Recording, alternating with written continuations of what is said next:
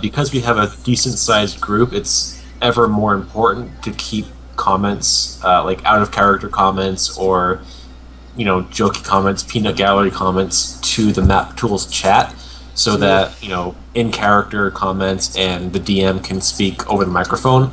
Otherwise, typing just takes too long when it's game-dependent. So, unless you have a really funny thing to say, keep it to Map Tools. Yep, that would be highly recommended. Alright, we got the recording started, so the stream is also started up and everything, so we're good to go here.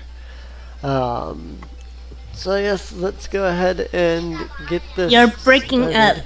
up. Sorry, you're kind of breaking up. Oh, I'm breaking up? Yeah. Might as well tell you now before you start. Yeah, it might be Skype. Let's see. It probably is. I'm not sure. Let's try having somebody else host the call.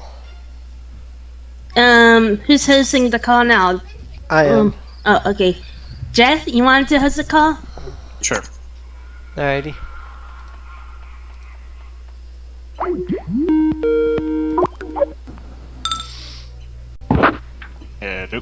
Hello. Hello. Hey. Yeah, that sounds better. Okay. Yeah, it's probably hosting the server, hosting the call, and streaming and all that. So. Okay. Well, you're breaking up a little bit again. Maybe it's your computer? Not sure. I have no idea. Are you streaming? Yeah, I've got stream running. Do you have any download programs open? No, I don't have any download programs open. Are you streaming and watching the recording at the same time? No.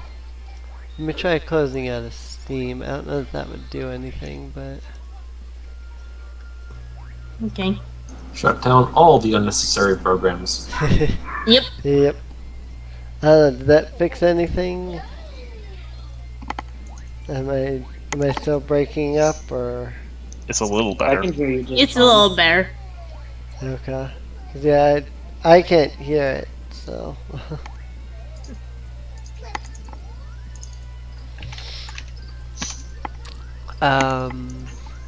Is Well, it... it could have been worse, I guess. Yeah. Is it, like, can you guys understand me, or...? Yeah. Yeah. Okay. I mean, basically I can't actually hear it myself, so... alright.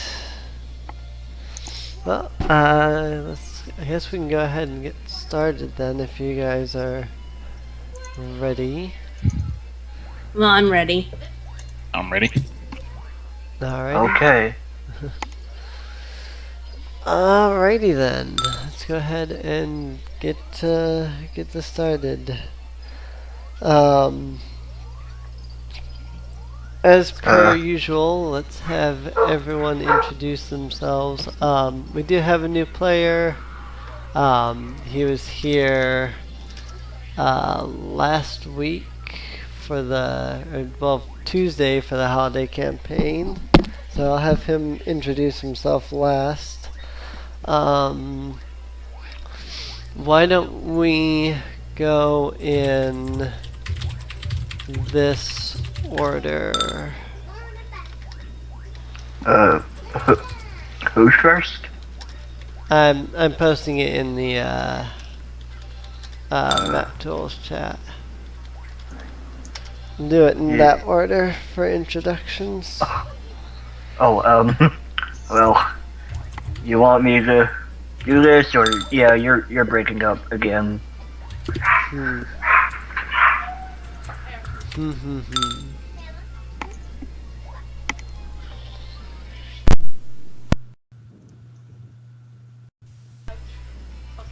Hello?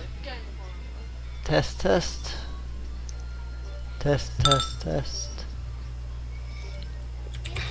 It doesn't seem to have gotten any better. Yeah.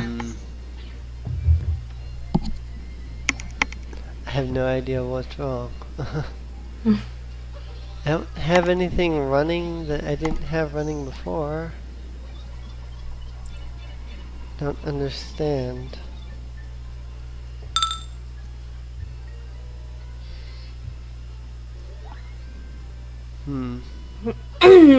Yeah, try just restarting the Skype or something.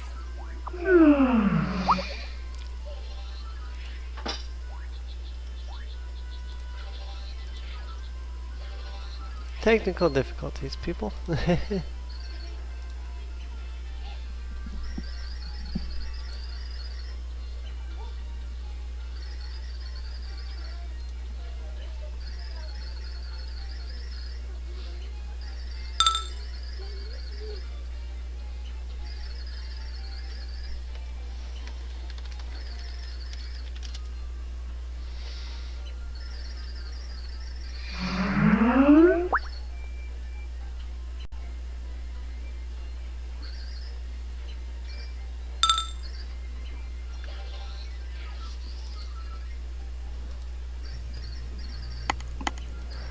Hello.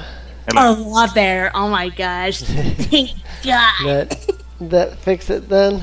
Yep. Yes. Extremely. Must have just been some kind of weird glitch in Skype then. I don't know. Well, here's hoping that it stays fixed then. 'Cause I mean, I have no idea what was wrong. You were going, well, not like a Skype lag, but it's just cutting off delay. like yeah. Yeah. Like Minecraft with guns. Alrighty.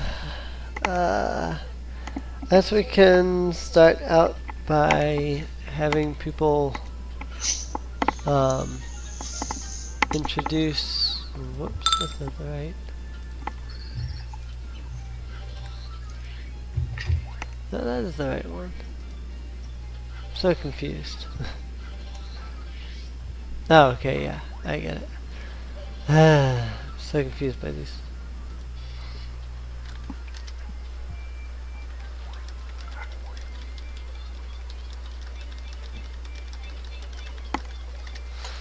Alright, so apologies to those watching, because I mean, I can't really edit. With that said, I guess we will, as long as my mic is still working fine. It is. It's I guess we will go ahead and have everybody introduce themselves here. Again, I did post the order there, so if everybody is here, I think Alex will be right back. So, Yeah, I'm back. oh, Yeah. you just got back. Alright. Alrighty, perfect timing then. Alrighty, let's get this show on the road, as they say.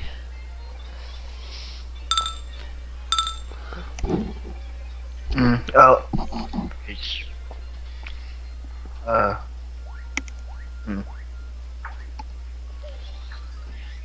You gonna do your introduction again, or? No, I've already done like my intro and Oh. stuff, so. Well, alright then. My name is StupidWoWGuy. I'll be playing Bobbo, Babby Cheats the Bard. Really pushing D and G because I don't really have a unique intro this time. I'm done. Alrighty, Luca. Alright, I'm Luca. I'll be playing Leena, the Wood Elf Smuggler, who happens to be very good with her hands. That's all I'm saying. Kiki. Giggity Alrighty. indeed. I am Falling Star. I'll be playing Phoenix, the Harpy monk rogue. And that's about it. I am Miaharpy. I'm going to be playing as Apollo Justice. He's a paladin, and that's mostly it. Okay, I guess we're skipping Uzuki. Zerouzuki away at Is he the here? moment. Uzuki. Uzuki-kun.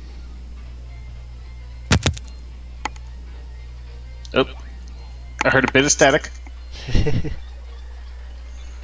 It's progress. It's progress. Yuzuki has been having some headset troubles. Oh yeah, that's right. That sucks. Mm. I like Yuzuki's voice though. Yeah. It was so cute. Oop. Static. Yeah, it's gonna be sad for a second. There you go. There you go. Yay! My ears. Anyway, yes, I'm here for once. Now it worked. Also, very loud noises. I need to turn on my headset. You need to get a Anyway. new headset. Goddamn. I have earplugs in. Anyway, I'm Zerouzuki. I'm here finally. I'm playing Carlyn, the Templar. I'm done because I'm apparently gonna get this thing fixed. Okay. Alrighty. And our new player. He can go ahead and introduce himself and his character. Okay, I'm Jeff, and I'll be playing Nels, the Dark Knight Paladin. Alrighty. Uh, And as per usual, I am Sureen Ink. I am the dungeon master and everything. And we are ready to get started. I purposefully hid all of the maps here because I wanted to see how people would react to the now completed maps. Nice. Oohs and ahs all around. Ooh, ah. Oh my god, whoa. But I spent the last couple of weeks here when when we were on break from Pool of Radiance, drawing out each of these individual maps. The map of Flan, and then the overworld map there. So spent a good bit of time on that. Reorganized the handouts, things like that.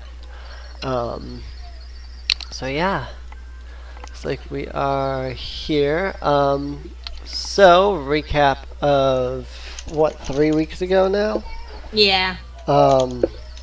Last Pool of Radiance session, you guys cleared out Kudo's Well.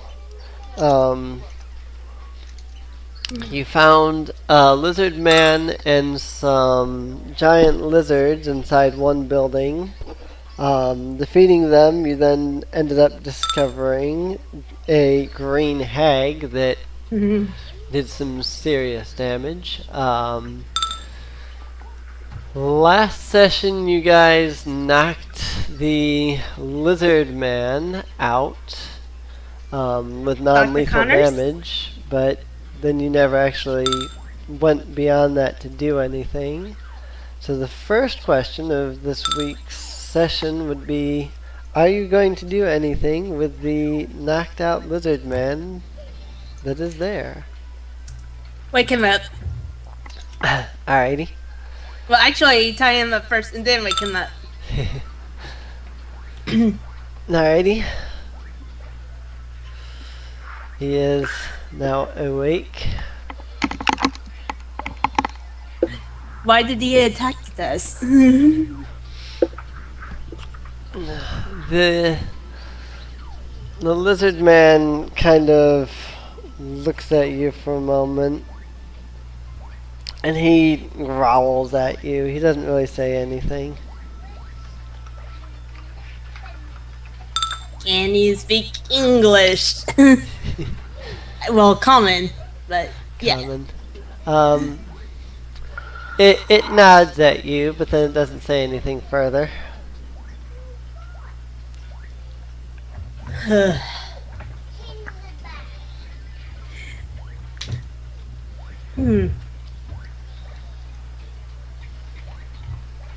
Apollo sighs and pinched the bridge of his nose.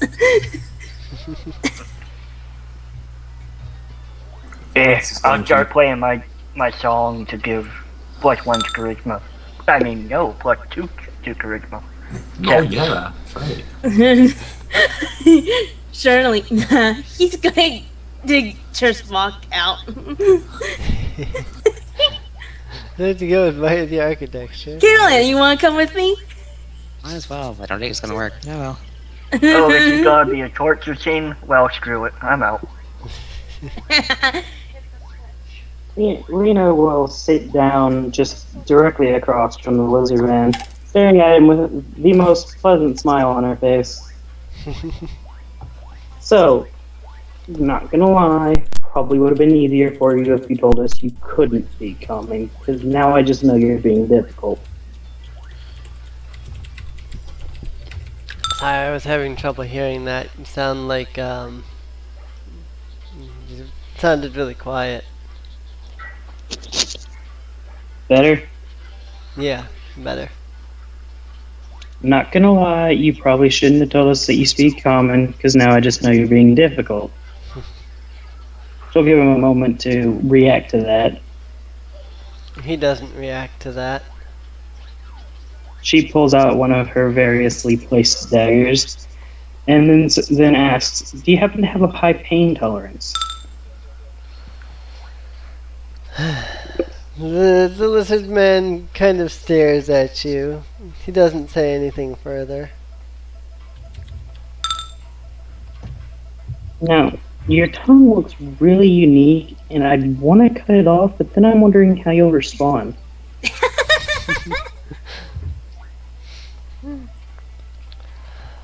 The lizard man stares at you for a moment. He snarls, and then he says, "What is it you even want to know?" Well, why the hell you attacked us, for one?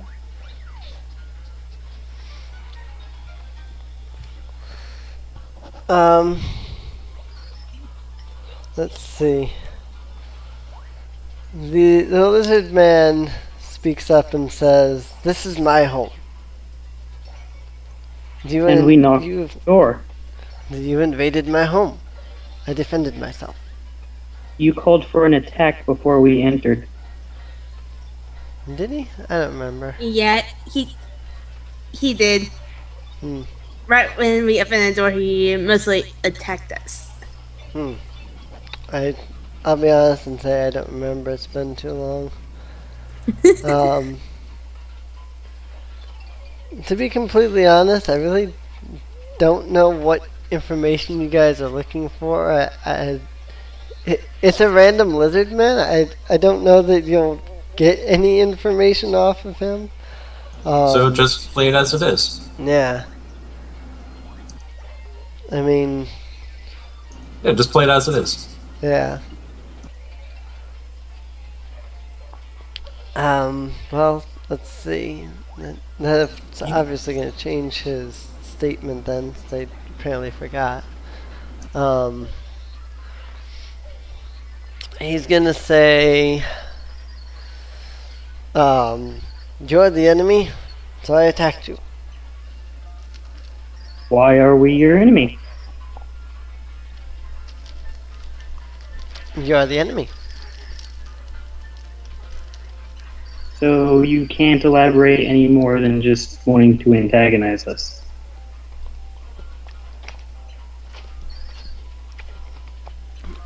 The lizard man kind of shrugs, I guess, and says, "I was told you were the enemy." Told by who exactly? Others. We kind of have a reputation. Yeah, that too. What were these others like? What did they look like? Others around here. Kobolds, orcs, other creatures. Funny, because they have yet to attack us.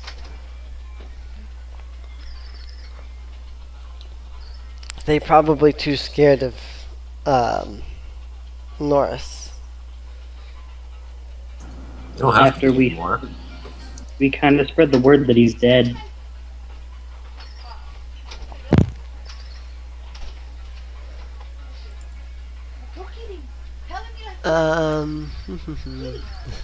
So I'm really drawing a blank here. I really Well, Just run with it. Yeah. Don't try to think of future events or consequences. Just take whatever we put down, grab it, and go. yeah I am trying to think about it, but I mean it's You can just literally what say I you just didn't said. know. He's you can Yeah, I just can say make the listener rescue didn't people. know. yeah. I mean the lizardman wouldn't have known that Norris was dead, so I guess that's what he'll just say. He'll be like, didn't know Norris was dead. I don't know. Just like This character make up a has bunch of this stuff. character's just an encounter. This just a standard monster. I don't have anything. That's why Is that rolling right? random encounters on a Jersey? table only works for a dungeon crawl and not for a narrative. Just Yeah. make him surprised that Norse the Grey is dead and not say that he will go ahead and leave or something like that. I don't know. Make him apologetic. We're threatening him. He was in the wrong. What else do you need? Yeah. What you Yeah, gotta I do don't is know. just improv. Make up a bunch of BS. Yeah. It'll be fine. You're a good GM. You can do this. All right. You don't have to give us any information from this. Just Yeah. I mean, I guess that's just what he would do then. Was he'd be like, oh, didn't know, and sorry or something. I don't know. it's Want me to just roll with that? alright. I guess. Again, I don't. Leena's going to reach over and pat his head, and then say, "Sorry for your dead friends. We'll be on our way now." Alrighty. Phoenix will follow Leena out.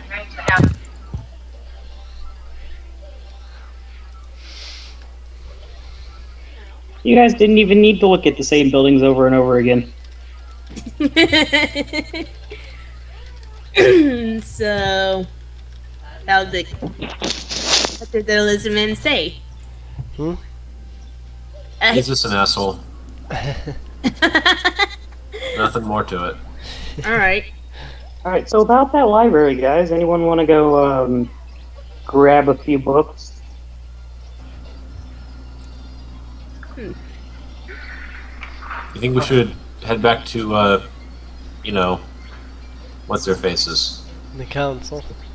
Yeah, people I give us money. accidentally had his HP and hit die returned, so I don't exactly remember. Yeah, I think we already made the point that you guys were going to return to the council afterwards last Yeah. session anyway. So It's why been a don't we while. yeah. Why don't we just run with the idea that you guys go back to the council, because there's a couple things obviously we need to introduce Jeff's character and he's waiting at the council and yada yada. So Okay. Good idea. Let's go back. alrighty. You all return to the council. As per last session, you all obtain whatever rewards it was that you were supposed to get. I don't spend too long, so I don't remember immediately offhand. So you return to the council. You claim your rewards. This was Kudos Well, yeah? Yes. Yes. Have we gone through the artisan district, or did we already get rewarded for that? You got rewarded for that already. Okay, according to my notes, clearing out Kudos Well was 600 gold each and an extra 2 gold per head. I have to Yeah, add this on my I'll do sheet. the math on that because I've got some other stuff to add. I think we already did that Yeah, last week. I think we already did I mean, that not last week but too. because or I last don't have it session. written down anymore for good as well. Yeah. I wrote down we were going to stop by the library because that one member of the council offered us gold. if we Trying gold bought for all books. books. Yeah. Yeah, we Yeah. are Still going have to to go fix there. that. We just need to pick up Jeff first. Right. Basically. Oh, I could easily make Nels in the library. That's very easy. Yeah. Yeah. Well, I have a couple things I want to run in the council before you guys head off to the Scholars District. Council works too. Are yeah. these just generic governors? Not generic. No. I mean, do they govern the town? The Council of New Flan is the group that is trying to reclaim the town. So yeah, basically they would run what little of there is currently of the town. All right, that works. Let me know when you guys finish up with the council, and I can bring Nels in. Yeah. I have an easy way for him to come in. Yeah, I think I already gave you. I'm pretty sure that last session we did all that math because we returned to the council and we did a couple of things and sorted out gold and stuff like that. Let's see. You return to the council, you obtain your rewards, yada yada. While you're there, Porphyrius Cadorna, the noble dude, he first asks if you guys have gone to the library, which of course you haven't. He then says, he then simply repeats his statement about the fact that in Mendor's library there's several ancient books that he would like to keep safe from any evil that would threaten them. To this note, somewhere down here in the handouts, I have a new handout for you guys. Or maybe I didn't place it. I did not place it. Let me place it for you. This one? Yes, here it is. He handed you a scroll last time that had the list of books that he's looking for. If you guys look down at the handout section, you'll see one that says "Written upon Cadorna's scroll." I kind of changed the way it works. Each of the books is a different amount of gold for it. So you'll see that on there. As well as the names of the different books that you're looking for. 200 gold. On that note, however, he's going to kind of look over the group as he's saying this. Erilyn, this is the first time Erilyn herself has actually stepped into the council hall. For the most part, she's stayed out of the council while you guys were in there. She just kind of happened to come in with you this time.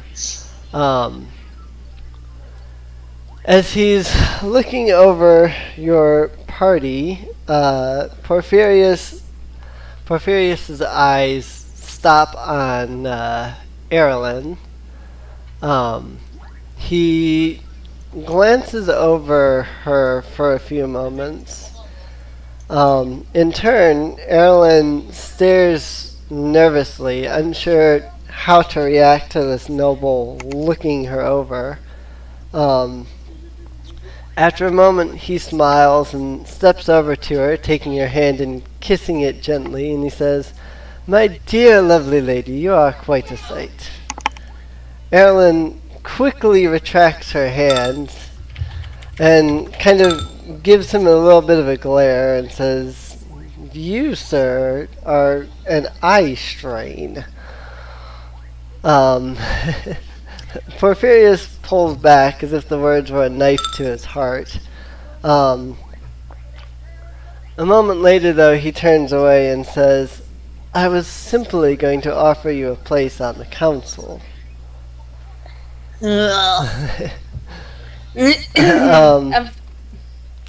Erilyn stares at him, bewildered by this, and says, "The place on the council? Me? I'm just a simple gypsy girl. What? As soon as she says that, though, Ranwin turns to her and says, "Gypsy? What kind of gypsy?" She kind of stutters a little bit as she says, I fortune teller, ma'am." Didby shouts out, "Fortune teller? Why didn't you say so? We could use something of the sort on the council to help us make the right decisions." Erlen turns to you for a moment before turning back to the council. And then she turns back to you guys and says, "What should I do? This isn't any of the futures that I've foreseen." Then you should do it. I assume you want you on because you're a distant It's your own relative. decision. Oh, sorry. Paul's gonna say it's your own decision.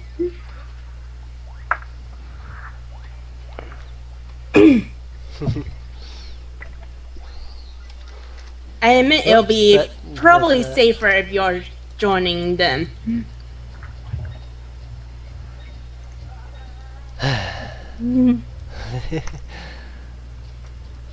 If I recall, you said that you were going to die if you continue joining us. Erlen nods and says, "That is true." In any case, Futures that make your own. since this is not foreseen, you probably won't die.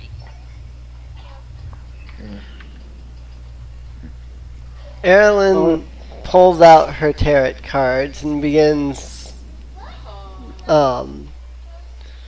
filing, she begins sort of shuffling her cards. She flips over a couple of cards and stares at the results at them. The results seem to indicate to her that if she makes this choice, she has a great and bright future ahead of her. Seeing this, she turns to Ronwin and gives a bow and says, "Okay. Sure, I'll join." So that gets Erlen out of the party for now. Apollo is going to nod and say, congratulations. It was a pleasure for you to join us in battle. Erlen's going to smile at that and say, "It was a joy being with all of you." As she's stating that, the door to the council opens, and through the door walks a certain person. This would be Jeff's character stepping in. Okay.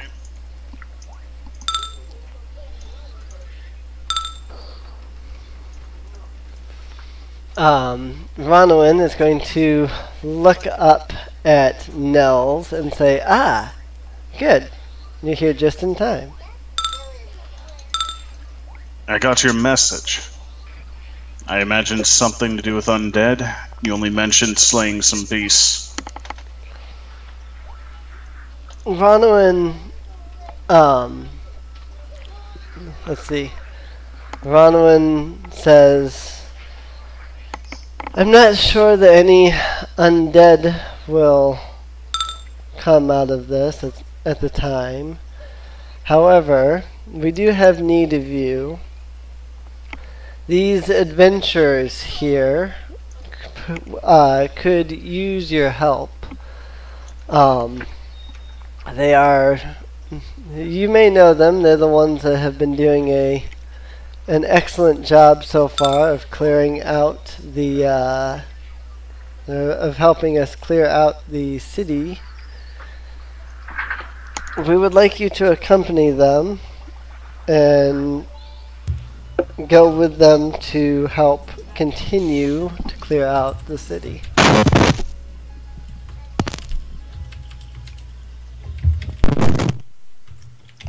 Nels is going to turn towards I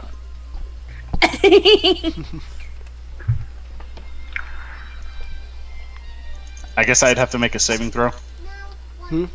You don't have to, or He didn't insight against me.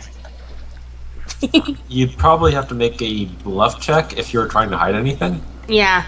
Yeah. He would be trying. Well, honestly, it wouldn't matter. His class passive would absolutely indicate, without any shadow of a doubt, I am radiating fiendish aura.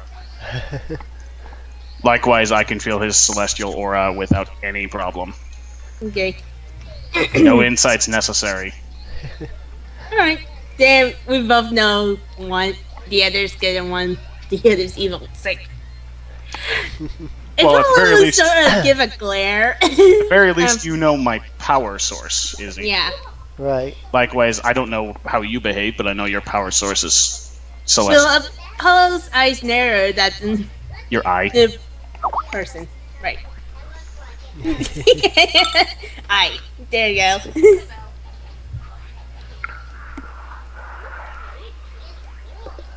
I forget what expertise is right off the top of my head. Anyway, Nels will. Yeah, Nels is going to proficiency turn does stack forward. with it. Okay. Yeah, expertise is +5 plus proficiency, so Yeah. Oh, plus proficiency, plus the mod, I guess. Okay, Yep. alright. All right. Right. Sorry, as you were saying, Jeff? well, Nels- the well, they're not exactly evil the chat. thing. Yeah. As you were saying there, Jeff? Nels is going to turn towards the clearly other paladin, and he's going to address him. Greetings there, knight. Hang on a second, I forgot where the hell my character's from. Sorry about that. Gotham. I just like choked on nothing. That was weird. Sorry about that. He's not Arthas. Well, again, they just met, so he doesn't. Apollo doesn't exactly know if you're actually going to, you know. Anyway, he's going to say, he's going to greet you. Hello there, fellow knight. I am Nels of Relshia. Tell me, what sort of creatures have you been facing until now?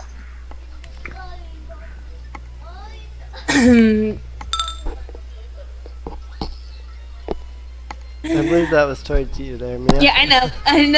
Like, Apollo says, "Hello. We've been fighting, as you heard, undead, and we also have been fighting orcs. It's been a while. Sorry." Phoenix is going to pipe right here. up. Okay, here. Orcs, hobgoblins, Orcs, goblins. spiders, zombies, skeletons, giant lizards, assassins, you name it. Mention the chimeras. I say Apollo. Yeah. Nels is going to turn to the extremely short bard. Oh, hey. Chimeras. Including a fire spider snake. Yeah, that was the last one we fought in the, come on guys, what was it? Where did we fight them? Artisan Yeah. District. Artisan District. Yeah, there seems to be some sort of weird magic juju going on down there. Among other places, probably. Well, we cleared out Artisan's district, so we But might yeah, what find. did excuse me. Sorry, you can go now. What does Nels stand for, if you don't mind me asking? Nels. This is his name. Oh, it doesn't stand for anything. Okay, Nope. He hasn't told you his last name. It was Nels. alright. Nels. Well, good to meet you.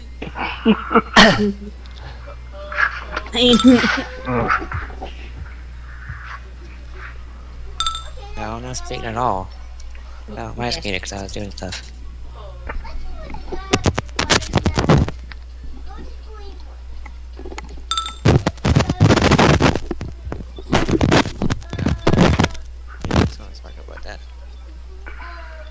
Well, Apollo's going to look at Nelson and say, I assume you're going to help us.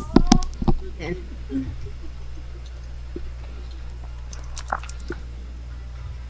If you're concerned about where my power comes from, don't worry. So long as I am contending with my current master's wishes and eliminating any contenders, I have no reason to quarrel with you.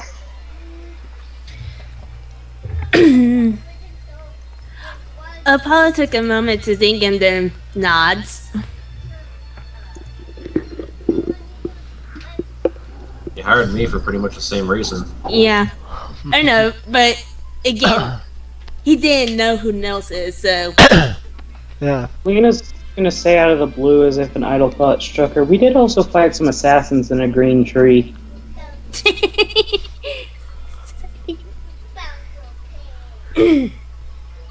All the while still flipping her coin.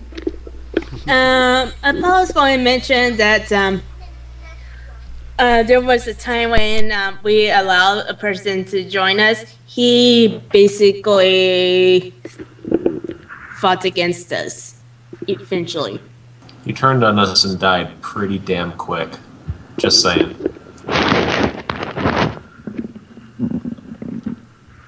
Fair enough for me.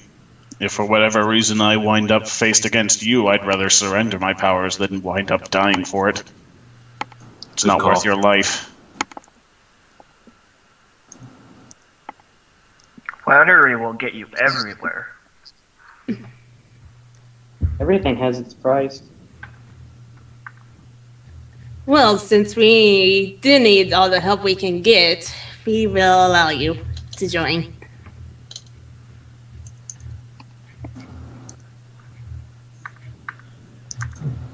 We add the paladin to the party. That's kind of weird. Sorry. Yeah, Paladin sorry, I was- party. I don't have the join party theme from Dragon Quest. Yeah, sorry, I was trying to be certain that you guys had said everything that you had wanted to say, so.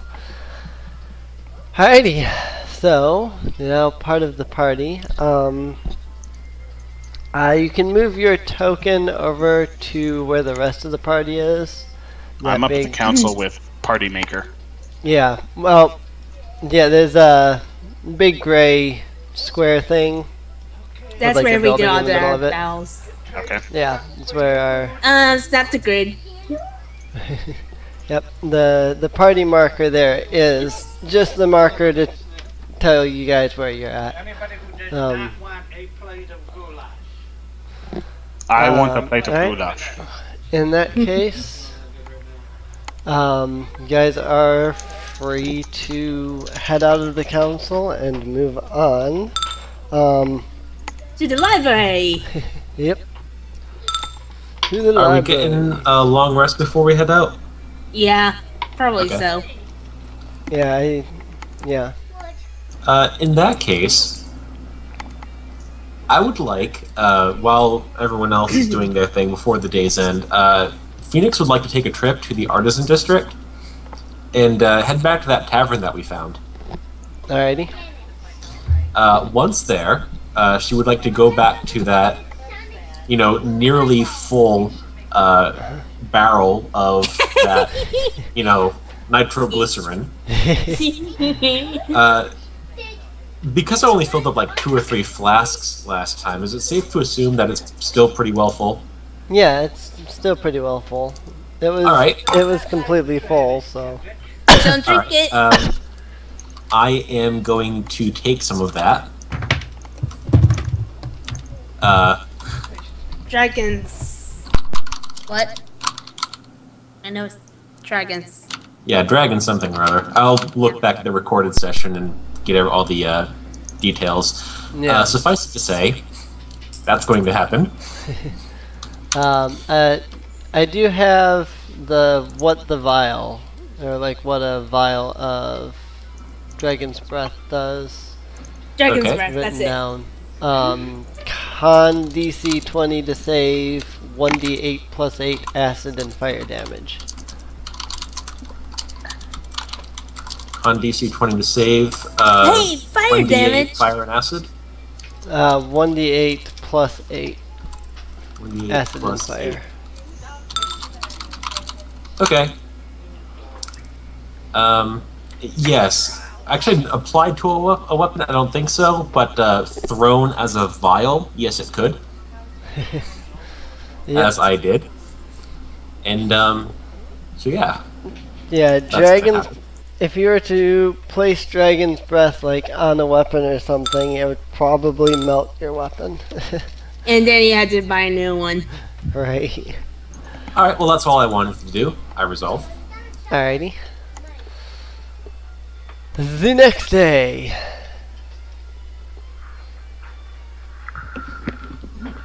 After your long rest in the morning, you all, or at least I assume you all, spend the beginning of the day eating, getting a few drinks, yada yada, whatnot. Once you are primed and ready to go, I would then assume that you head on to the Scholars District. Once again, I'll let you guys move the party marker to wherever you wish to go. To the library, so Yeah. where would that be? Right here? Well, you'd be going to the Scholars District itself first. It just depends on where you want to enter the Scholars District at. The orange part is the scholars. This Yeah, right. this Okay. is the Scholars District. Here you go. Alrighty. Entering from the I see this Artisan nice line. Alrighty. Entering from the Artisans District, as you reach the border of the Artisans District, you look forward to the ruined district before you. You can see several ruined and completely destroyed buildings. However, the one thing that you can notice above all else is a massive building towering several feet, at least maybe 80, 90 feet high. Yep, that one there. Towering above all of the other buildings in the district. Actually, excuse me, apparently I marked it as 300 feet. A small light shines from above the building, as if beckoning you towards it. Do we have to Assassin's Creed up the building? Some of you might. Yeah. I would like to do just a general perception check looking around the area. Alrighty. I don't know what else Phoenix would do in this case. Probably do the same. Is the building floating? I got the impression that it was floating. Yeah, there is a light coming off of the building. A light come. So it's floating. What? Yeah, the building itself is glowing. Oh no, I act floating, like levitating. Oh, floating? No, it's not Okay. floating. Okay. Sorry, I thought you said glowing. Looking Oh, and also- around the Go on. Go on. looking around the district, you're actually quite surprised to find that there appears to be no creatures in this area. There appears to be no monsters wandering around. The district seems completely empty, as if void of life.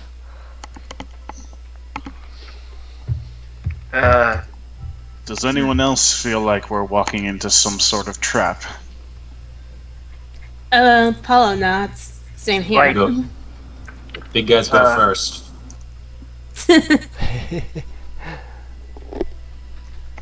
I suggest we explore the district first before heading to the tower. Well, building. No. Phoenix is gonna pull out her short bow and ready an arrow. Um, you you examine the area around you for magic, and while you can feel a strong magic coming from the massive building, which you can only assume is Mendor's library, being the only building that you can see so far that even seems to be still standing, you don't notice anything else that's magical in the area. Uh-huh. Well, you said it was devoid of life. Do you mean like? Like nothing lives here. You don't see anything wandering around. Like up to that this, kind of. yeah, like up to this Maybe- point, you've seen like, orcs and hobgoblins just wandering around the various districts. This place seems completely empty, like a ghost town, if you would. You've walked into this area and there's just absolutely nothing. So, Oh, also, I bought a bag of holding. I forgot to tell people, just so that, like, since I'm a halfling, I don't know if I have a weight limit that's lower than you guys, so I just bought it just to be safe. that's fine. Actually, we couldn't buy any bags of holdings yet. I've thought it was after Kulogbell. Yeah, I think I Oh. made mention that there would It was be 400. something like that. But yeah, We weren't allowed to. I don't remember, but I won't worry Well- too much about it. Okay, anyway, yeah, we're going to explore the area before going into the building first. Alrighty. Just to make sure it's all cleared out before heading to the big building. Alrighty. As you are wandering around, let's see.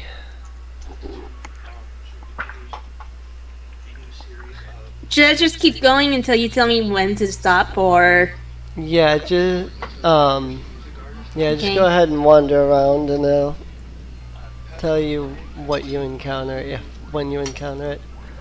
Does anybody got a sage background? Nope. Nope. Yeah, Alright. I do. But it's not gonna help me here. I need to be somewhere I know where. Your mic is really having trouble there. I don't know what I to do can- about it. yeah. You can. Bailey, what is this area that's all crumbled? Say again? What is this? What is this? Area. It looks different from the Oh, rest of the. Yeah, actually it is different. I was actually waiting for you to walk in there. Okay. Let's see. As you enter this area here, you find that you have now entered into a massive garden. There are trees, plants, all kinds of various look well things kept? all over the place. Does it look well kept? It Like actually someone- does look really well kept, to be honest.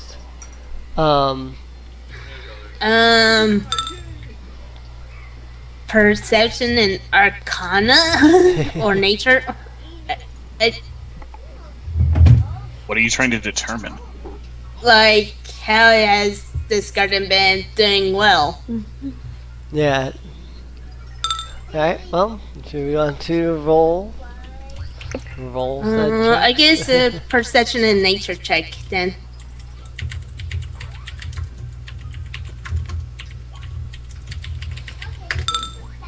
And crap on nature. You have no idea in the aspect of nature. As for your perception check, glancing around, as far as you can tell, nobody has been here for years. At least 50 years or more, yet the plants seem to be maintained as if someone's been here every single day to manage the plants. Alex. I'm not really sure what you find, but with that kind of a check, I'm sure you'd find something useful. It seems to me the 13 nature check would find you some kind of useful plants. Maybe some ingredients for things like potions of healing or something like that. On the other hand, the important part is your Arcana check of 18. Examining the area around you, searching for any magical properties, you notice that the garden here has some kind of protective spell on it, if you will. It seems as though there's some kind of magical spell that is maintaining the garden and keeping it protected. In fact, not only do you notice it with your Arcana check, but something I actually forgot to mention when you guys entered here, you feel a very strong feeling of calm and peace, as if something is preventing you from being able to be aggressive in this area, basically. Kind of feels like some kind of massive calm spell, if you will. So, are you going to relay this, or? Well, yeah, I was waiting for her to get done, but yes, I say this to the party. Do we want to call out like we did for the potion? The cauldron? Well, it doesn't seem like anyone is around here. That's the problem. Someone's doing something. Thing is, it's not going against us. Apollo's going to say maybe they're living in the library. We have felt powerful magic from there, correct? Yes. Yeah. And I'm actually not going to try to cut anything or take anything because of the protective field. Alrighty.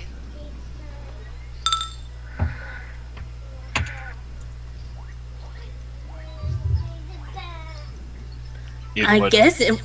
Yeah, I'm guessing it would count as a charm. It might. I mean. Yeah, I that's didn't think about absolute that. charm. Yeah, Yeah. It's a magical effect that changes your mood or anything about you. It's a charm. Right. I didn't even think about it like that. So. I wonder if there's a mood ring in D&D. You ask because Fey ancestry. What does that do? I believe elves are immune to charm. They're resistant Yep. to it. No, we're actually completely immune to it. Completely immune? I think so. Hold on. Completely immune? Pretty sure they are immune. We have advantage. Yeah, you're immune to charm. sleep. I got it back. I'm using my backup headset. Cool. Well, I Do you mean, know that? if you guys want to roll against it, I didn't even think about that fact. You probably would want to roll against it, but at the same time, I mean, I probably wouldn't. But, oh well. I mean, it's up to you guys if you want to try to roll against it. It'd probably be what, wisdom saving throw? For most charms, it is.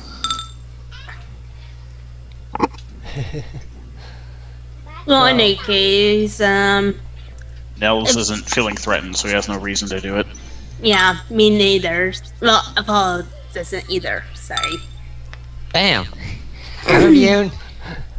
Yeah, you're resistant to it. What's the +2? My proficiency. Ah, I'm proficient against wisdom saving throws. neato. Well, are you going to destroy the area now? We always knew you were evil. Well, guys, I don't see anything here. Besides, I don't think anything wants us here. Mhm. So why are we staying here? She's right. We should probably move on. Let's go get that book and be done with this. Well, we got some area to explore still, and then we can go into the building. Better safe than sorry.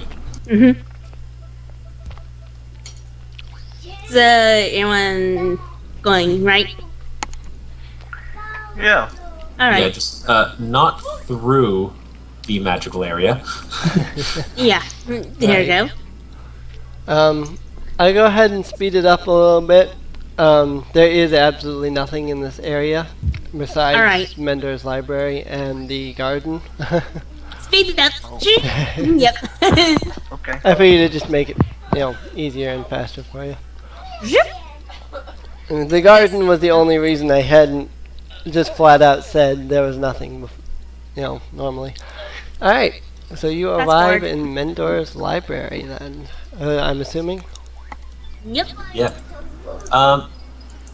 Actually, before we properly enter, I would like Phoenix. Are there any windows higher up, or even on this floor?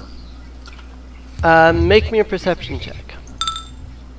I can make you a perception check. Looking for windows. You notice a few windows, but more of what you notice are holes in the wall. Okay. I would like to quietly stealth up to those and take a look inside. Do you want me to roll another perception for that? Yeah, go ahead, roll another perception for that. Oh Nice. yeah. Alrighty. Let's see. Looking inside. About where are you looking? Again, this isn't a search, it's just a perception. I'm looking around inside to see whatever I can see, particularly, of course, evil monsters, or Right. if I can, perhaps structural weaknesses, dangers in general. Alrighty. Glancing inside of the structure, in the immediate area in front of you, this area here, you see. Let me see.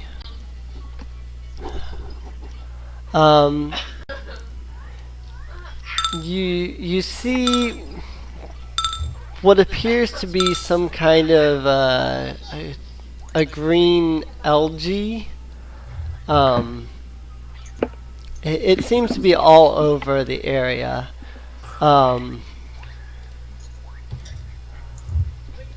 But beyond that, you can see the little fountain here as well. But beyond that, there's nothing else that you can see. Alright, I'd like to try a nature check to see if I recognize it. Yeah. Alrighty.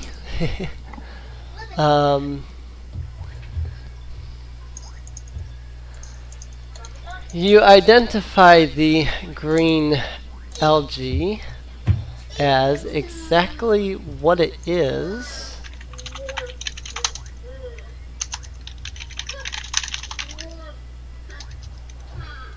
It is, and there's quite a lot of it, green slime.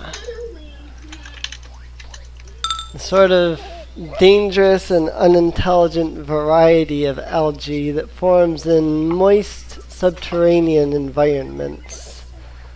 It's a slow-growing hazard that feeds on flesh, plant matter, and metal. Oh, whoops, did I not do that? Sorry about that. It's probably going to reset the map when I do that, but Yeah, it is. Oh well. yeah. Well, by dangerous, how do you mean? Like, is it going to attack us? Is it going to explode when we go near it? It doesn't seem highly mobile. Yeah, it can't move. I mean, it's algae. Coming into contact with it is dangerous. Like, basically, if you touch it, it kind of acts like acid, that it burns you. Would I know how to deal with it? Let's see.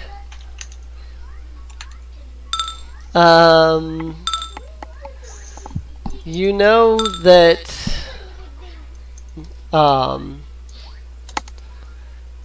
cold and fire are both usually the preferred methods. You can use your weapons, but then wouldn't be quite as effective.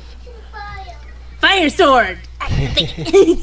Actually, yeah, that would probably be very effective, actually. Torch. Torch to slime. Torch would probably be effective too.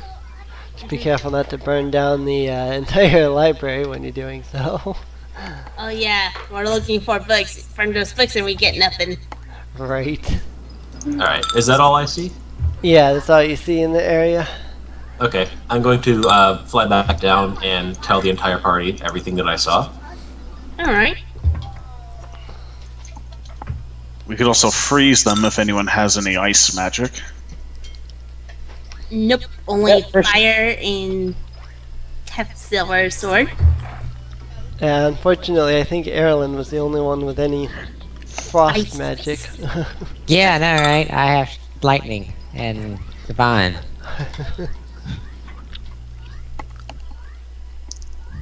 I might have something in my books. If that's a look. I give it a ton of American cantrips, so I can't. I only have heals and fears. We'll have to be careful then. And Hunter's Mark for some reason. Because totally a hunter. Opposed Clang, he's got clang, his clang. fire sword. He is going to try to be careful with it. Well, there's the water fountain in the middle, so hopefully we could hit it. Right. Alrighty. You. Oh. Sorry. Something else. Oh, I you want to forgot go ahead of Nels? Even though he's a tank too? Phoenix. Something else I forgot to mention. As you Yes, sir. are fluttering down from your perch up there, you notice something odd. Don't really have a token for it, so I'll just place an object token down. Here, you notice something quite odd. There seems to be a statue there. Kind of looks like a kobold statue. Are you sure it's not an egg statue? Actually, I suppose I could just use a kobold token. Yeah. I just didn't want to, like... A kobold! Kill it! Oh, it's your statue. Sorry, I have a Uh, kobold. I'm just going to take a generic perception check on the kobold statue. Alrighty. That's about as much as Phoenix would do. Wow. Wow, apparently you really Using care. elf rolls! Yeah, Using up yeah, all yeah. them good, using all them good rolls. Get them good I was rolls gonna out of have the a way. Leena search it, but fuck that. I will be right back. The kobold statue is very odd. It's very realistic. Whoever Oh, God. crafted this statue did a really good job because it's extremely realistic. It literally looks like a real kobold. You do notice something strange though. In one, first off, it has a look of sheer terror on its face. Uh-oh. Second Are off, we going to deal with...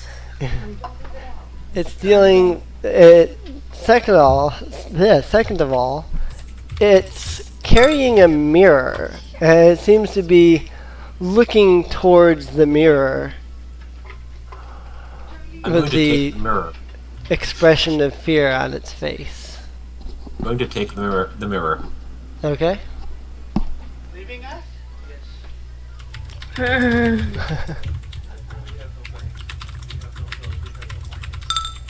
Okay.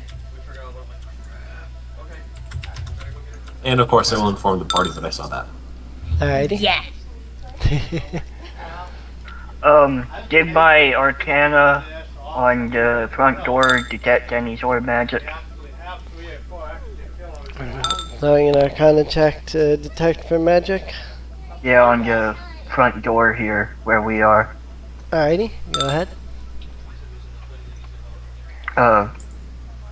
It was in 11. If you go up a little you bit. already rolled. Okay, I didn't see that. Oh, yep, I see that now. Alright. There is actually a very strong magic coming from the library in general. It's sort of a similar spell to the garden, except that it's not quite. It feels like the spell is keeping hold of the library, keeping it intact, if you will. Interestingly enough, as you are examining the magic, the few holes that you can see in the library seem to also be where there are breaks in the spell. Uh-huh. Leena is going to ask Bobbo to check the statue for anything magical. Well, this isn't really my expertise, but I've just been doing it because the bard dangles. Okay, well, that's my arcana check. Very nice. There is a residual magic on it. The statue is not natural.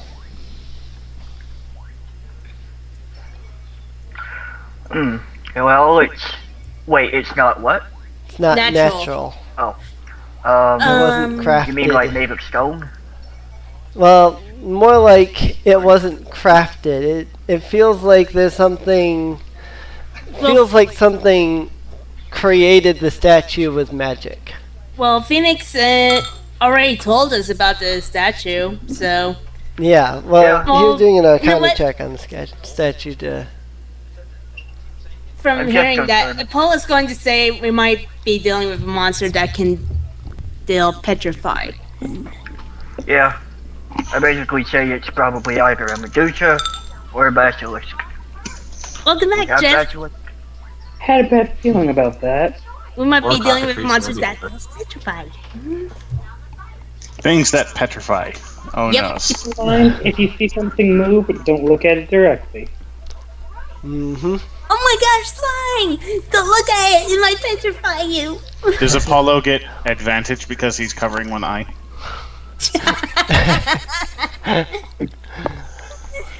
That's a good. That's a good question. That's a good question. Also, if you have a reflective surface, you might want to use that. She pulls out a dagger and demonstrates looking in that. Alrighty. Screw mirrors, I have shiny metal. Does anyone have mirrored sunglasses? No. Oh. There's a Mark mirror does have shield a when you mirror. need it. Wait, we do have something. We have those light enhancing masks, but I think that might hurt more than help. Yeah. Yeah, That if was- you were to put those on, you would be blinded because there's bright light. So, in case of emergency, put the mask on, because it's better to be blind than a stone statue. Yes. This is true. If you can do that as a quick reaction. Well, anyways, before opening the door, Apollo would take out his fire sword out. Alrighty. I'm going to advise us to be very, very careful with that. Yeah. I'll try to make sure it's swing horizontally, not diagonally Vertically. or vertically. Right. I'm can we see through illusions? Like, I'm thinking of making just a wall, and like we just use that as a guard if we can't see through it, or if we can. Yeah. Okay. You want a hand? Alrighty. You could probably cause yourself to fall prey to one of your own illusions. Like, Just a quick. I mean, I don't know what the logic is of illusions in here. I can make like minor illusion, and that's what I would think. What? What? So, alright. Do. Where you Sorry. going, Bobbo? I We're about don't- to enter. Like maybe make like a 20 by 5 20 by 5 wall here, and I just float it around with me. You may have to look at the actual length of that spell Yeah. or Oh, cantrip. it's a cantrip, so I Yeah, can, you'll still need to look at it. Mhm. Is it minor illusion? yeah, it's minor illusion. It's a Yeah. It Well- has. I'm pretty sure it has a set length yeah, or I guess, size. it's 10 by 10, so I guess I can't actually stretch it out to be the same size. Yeah, So you can I'll- only. Yeah. It's only 2 squares. I'll just keep it in here. Yeah, but I don't know how to make like boxes that stay there. I only know how to make like boxes that stay there for a little while and then you click or something.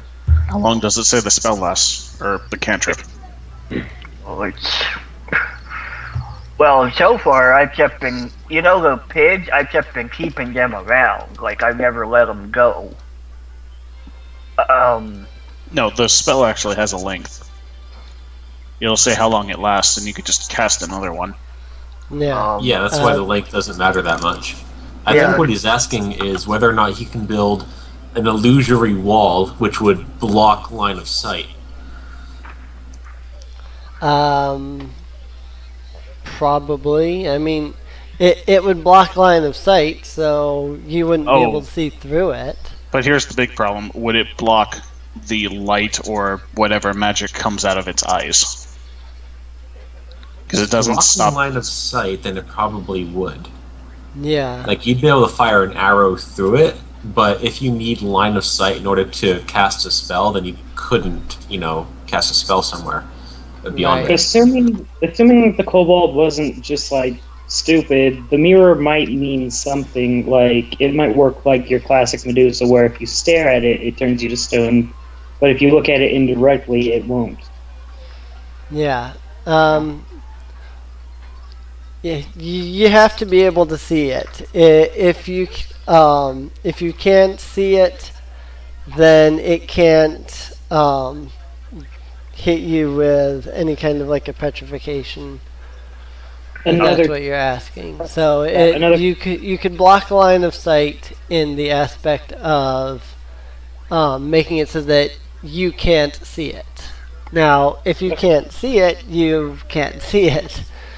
Yeah. And that means that you can't really attack it.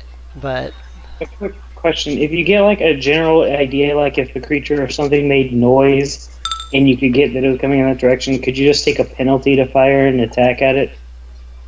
you could probably do it with like disadvantage, or like make a perception check or something like that to determine where exactly it's at. Yeah. Do you think we should I could just shoot an arrow through it and would that just be a terrible attack roll, or would it just take a slight You have to roll twice, take the weaker one. Yeah, it Oh, it would would be be disadvantage. well That's how it would work. It would be tough, but here's the thing. It's a viable strategy if it means we don't get petrified. So it's one more thing we can throw on the pile. it'd be good to have around, yeah. Exactly. Is there any way? It's off to the side. Is there any way to like check the kobold and see if the process can be undone? Might be useful in case it happens. Dispel magic. Yeah. It's a level 3 spell. Clerics can learn it. I believe wizards can as well. Actually, yeah, Erevan. No, Erevan knows it. Yeah, Erevan knows it. I'm not sure if Carlyn has a 3rd level slot though yet. Here's a key. Only level 2, 3. 2, 1. Ow. Okay. Don't we have? There's a temple in the civilized area that I think can cast stuff like that. We just need to drag the stone statue that way. Yes. Right. And it's their full weight. Just don't crack them though. Note to the heavy ones, don't get frozen. Yeah.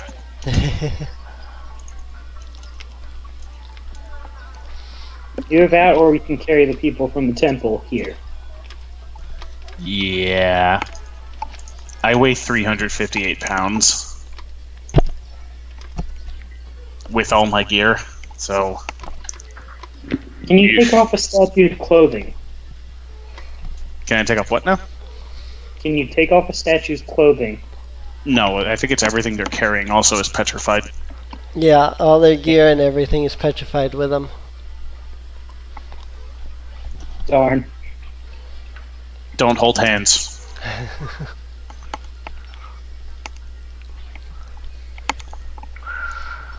Well, I'm alright to go. Do we want to try to go through? Yeah. The moment we spot it, throw up the wall. Depending on what it is, anyway. Yeah.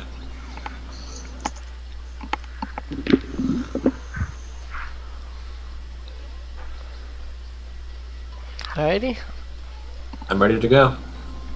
I think we're just waiting on the tank to step on.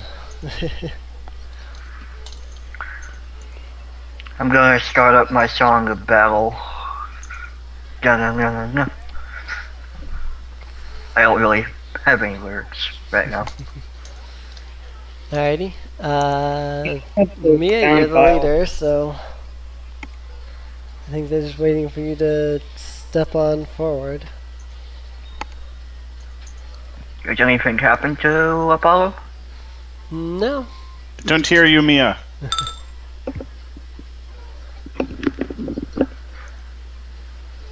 Apollo?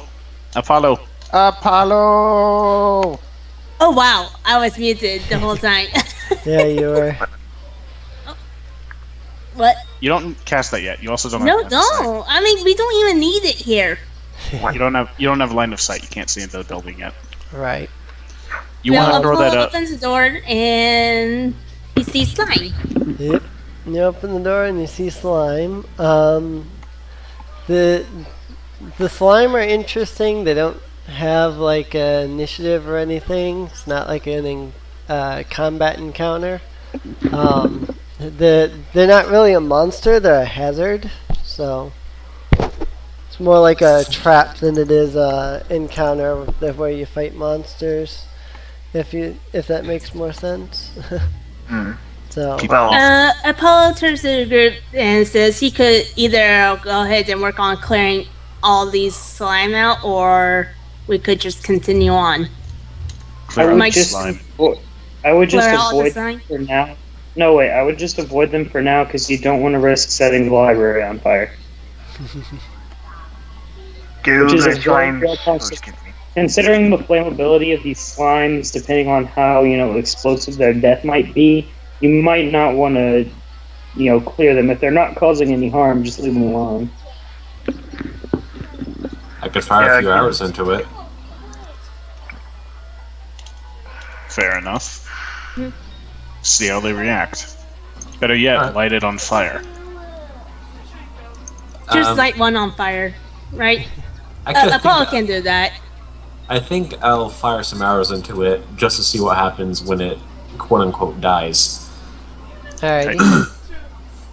Alright, am I gonna have like advantage on this because of reasons? So I can tell you right now, I'm just gonna keep firing until it dies. Right. Doesn't really say.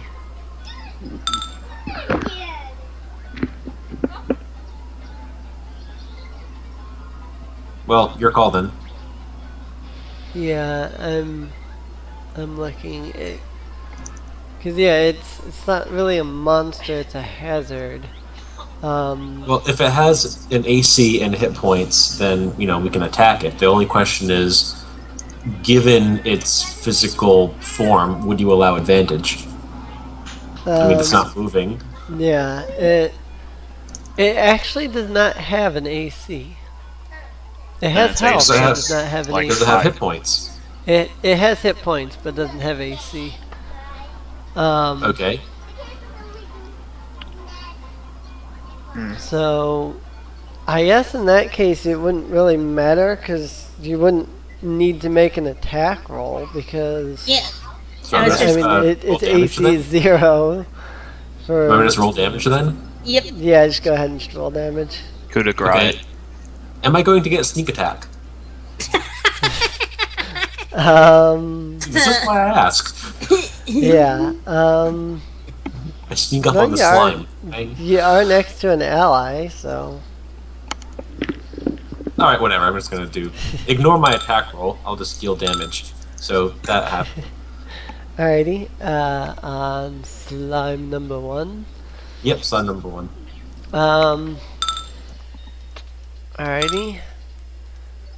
From what I can understand by reading it, once you attack it, it just like falls apart and is gone, I guess.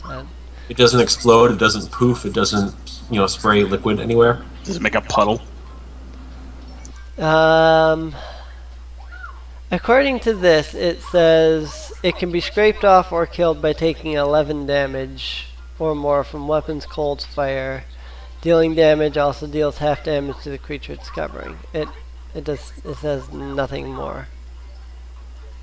It does not Alright. say anything about what happens when it dies or anything. It just says it has 11 health. So I don't have to use my fire sword Guess to not. kill it.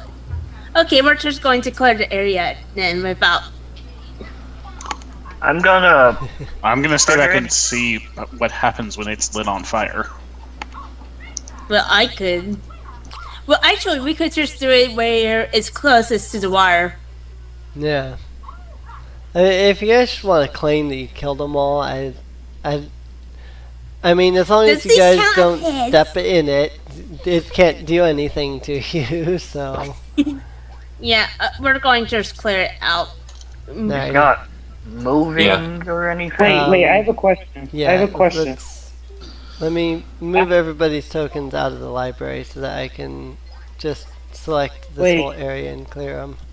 Before that happens, can I ask this question? What's that? I have an empty vial from one of the poison vials. Could I, put some of the slime into that? I have no idea. It does not say anything. There's no reason you can't. Is it in the bestiary? Yeah, it's in the bestiary. Green slime? Green slime. Alright. I'm gonna get a stick. Are there any sticks around? like- I'm sure you could find one. The idea of flesh-eating arrows, it sounds very appealing to me.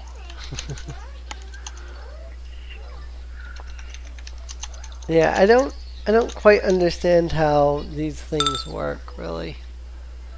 So you find a Deku stick. You like the Deku stick on fire. Strongest weapon in the game. It really is if you know what you're doing. You know how some plants are carnivorous? They get insects to fall down and they digest them? Yeah. That's basically what this does, only instead of having like a mouth or a pod or something like that, it sticks on the tops of ceilings, and when some unwary adventurer walks underneath it, it falls and envelops them, and then it begins to digest them. Oh, so they're on the ceiling again? Yeah. Okay. Or at least they should be. Should be, Right. yes. I suppose Um, it should be. I don't know. It deals acid damage, so you could probably store a vial of it, but applying it to a weapon might destroy the weapon. Particularly because against wood, against wood or metal, green slime deals 2d6 acid damage per round, dissolving about an inch thickness of material each round. Holy crap! I think Yeah. I'll avoid that. If you dip your dagger into it, your dagger's gone. I think I'll avoid it then.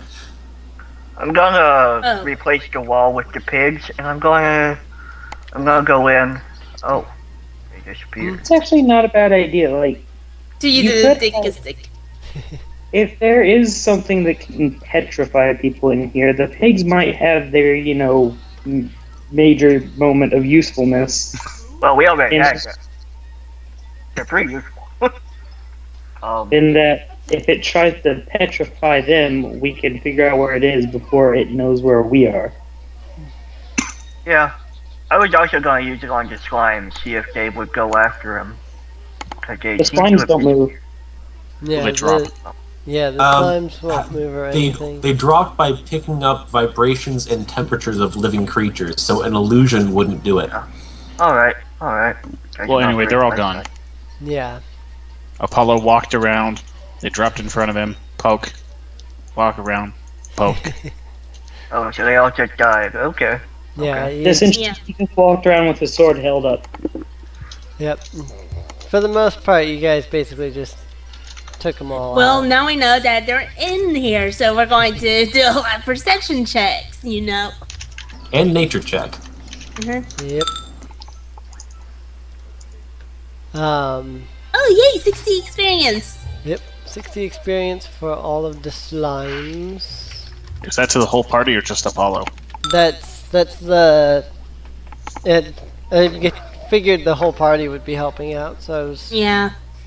Because I mean, I split it up for the whole party. I didn't factor. I'm physically incapable of fighting them. Why? I don't have a magic weapon to attack them. Oh, You don't need a right. magic weapon. Yeah, you just need. I would have to use my real weapons, which would be damaged.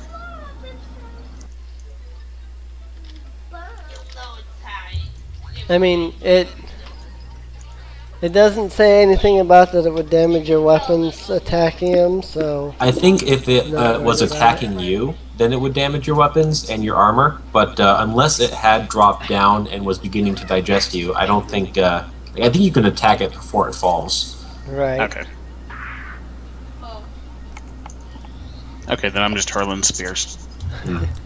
Alrighty. It reminds me of slides from Skyward Sword. Oh, they remind me of the ones from Dark Souls that can insta-kill you. Ew. Yeah. They don't actually insta kill you if you have high enough vitality. I But played they, a roguish type and a mage type, and they would one-shot them. As we're Like going Raglan? around, Phoenix is going to do a perception check just to look around the area, see if there's anything else of interest here. Alrighty.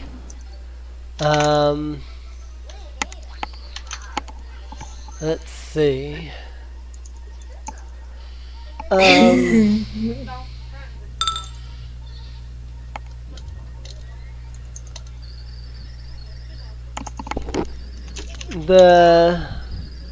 The garden appears to be pretty swampy in nature. There's a lot of like water and stuff. However, the garden itself seems mostly dead. It seems to have been basically choked by weeds. There's a few small paths throughout the place, but they're tiny little things that you assume that like rats and stuff would have made. Is there anything of note in the well? The water? No, there's nothing in the fountain. Alright, I'm satisfied. Alright, so should I start with the searching? You can if you want to. Roll search checks. Leena will look for a particularly booky area to begin searching. Yeah, that would be my recommendation. Is like going there.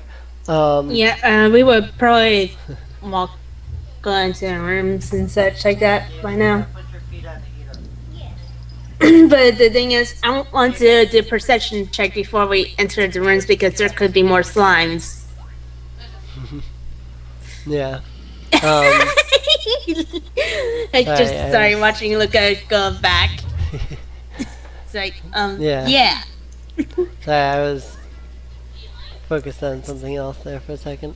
Alright, so perception to listen at the door. You don't hear anything?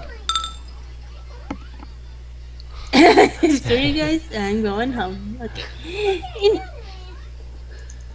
Anyways, Apollo goes ahead and opens the door. Does he see anything? All Perception you, check? You can roll a perception check, but I don't. I had to find this.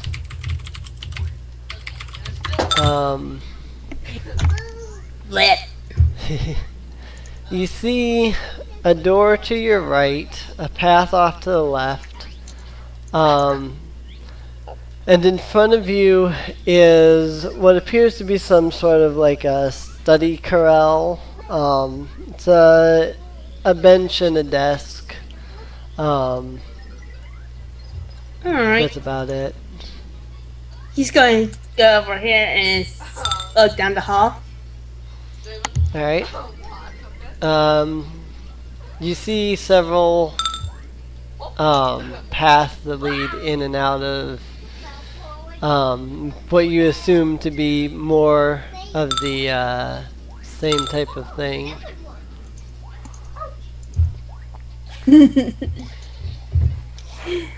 Okay, and then Apollo's going to go up to the door and try to hear anything before opening the door. Alrighty. Perception check, please. Okay. Well, that's fair. You hear the sound of something rummaging through something. Apollo is going to motion that there is something behind the door. Phoenix is going to get into position and ready her short bow. Nels will walk up and ready as well. Apollo's going to switch his flame sword to his silver sword. He doesn't want to burn any. Alrighty. Is there any particular reason you use one over the other? Yeah. Sometimes it's for extra damage when the enemy is weak to it. Well, some might be weak to fire, some might be weak to silver. Yeah, I'm just wondering what provoked you to switch now. I don't want to accidentally activate my fire sword Okay. because we're in a library. Pretty sure there's a lot of wood in here and books.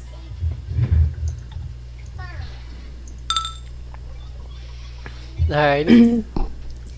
Okay, seeing everyone ready, Apollo opens the door. Alrighty. You open the Oh, door, dear. and what Oh, you these guys are see dead. is a group of kobolds rummaging through the crates. Yeah, that's what you. Yeah, bad shit's gonna happen. I'm going to loose an arrow. Alrighty.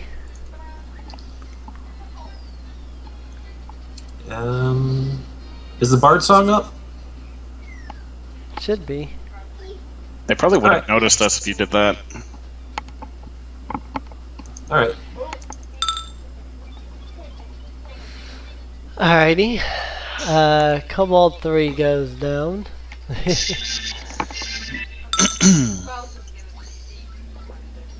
I guess I don't need all of these. That would be a hit on Cobalt 4. Cobalt 4 is down.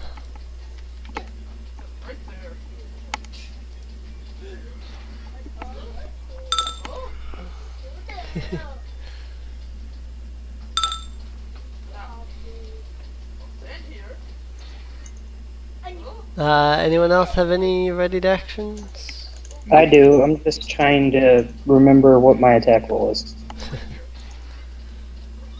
Well, she would probably be able to hit like Cobalt 2 from that angle. Yeah, it If seems you like need we any should help, be let me able to know. see both Cobalt 2 and Cobalt 5. Leena would absolutely not be able to see 5. Oh, Leena? I thought we were talking about Carolyn. Yeah, Leena wouldn't be able to see 5. Well, Carlyn wouldn't be able to see 5 either. Carolyn wouldn't be able to see Or 5 what, either, right? or what I add to my roll? Because it says attack. It's your modifier, which if you're using a bow, I believe would be your dexterity modifier. And then Can I your have- proficiency if you're proficient with your bow, which I would imagine you would be. So yes, it is what's under attack. So it would be 1d20 plus your modifier plus your proficiency. That one. Which one? 2. Number 2. Alright. That's a hit.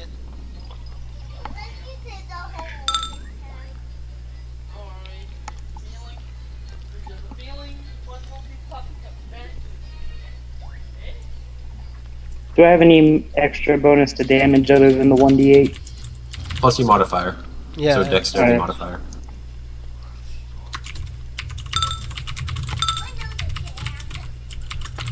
Alright, he's down.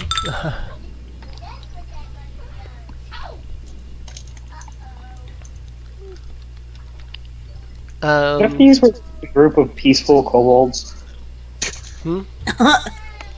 Considering they haven't attacked us, that's very possible. They Yeah. were a bunch of pacifists and they're like, no, you killed Ted! You just killed librarians. Why? He had a wife and kids. I don't know that. I don't know that you can see anything in either of the other two there, Carolyn. Well- In either case, you open the door, you send a volley of arrows through the door, dropping 3 of the kobolds. The other 2 immediately shriek and shout, "Wait, wait! We don't want any fight!" Uh-oh.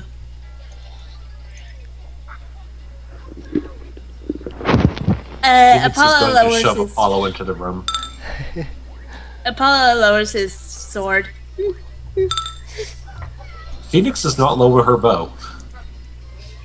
He steps inside and asks the kobolds, "What are they doing here? What are you doing here?" The kobolds respond by blah blah blah blah. Sorry. Let's see. The 2 kobolds step up to you. They drop to their knees and they look at you and they say, "Just kobolds were looking for food. Kobolds didn't mean any harm. Kobold's been trapped in library for days." Trapped. There's The doors door's on. open. Yes. The doors are unlocked. I guess because Kobolds of the couldn't get slimes. past slimes. What was so wrong with the slimes? Just pay attention to the ceiling.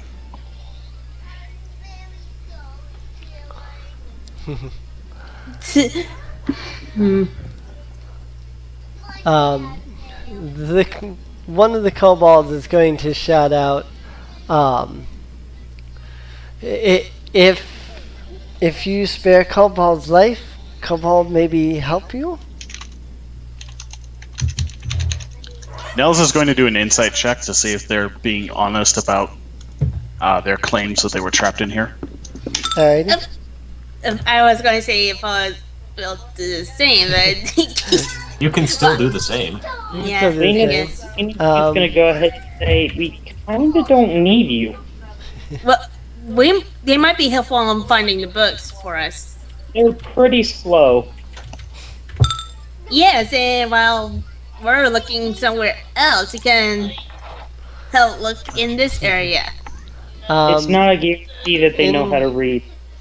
For insight checks,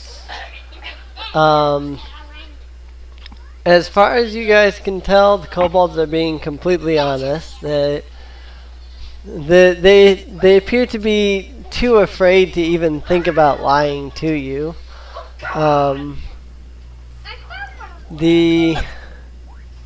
Okay, if that's the case, Apollo's going to take 2 of his rations out and say, if I give you this food, will you help us look for certain books?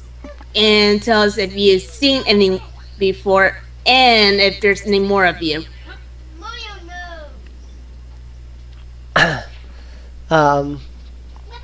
Kobolds kind of stare at you for a moment and then say, kobolds not know how to read. Well, have you just seen any books that aren't destroyed or anything? The kobolds will respond by saying, kobolds seen lots of books.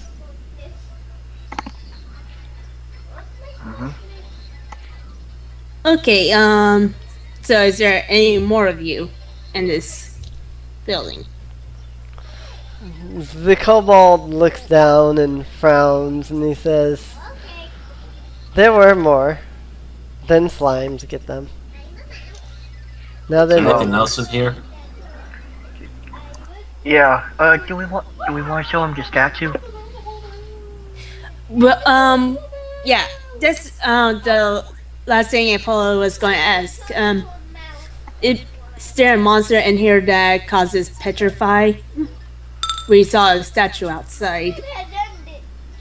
The kobold thinks for a moment, and then he shrugs and says, not seen creature, but maybe.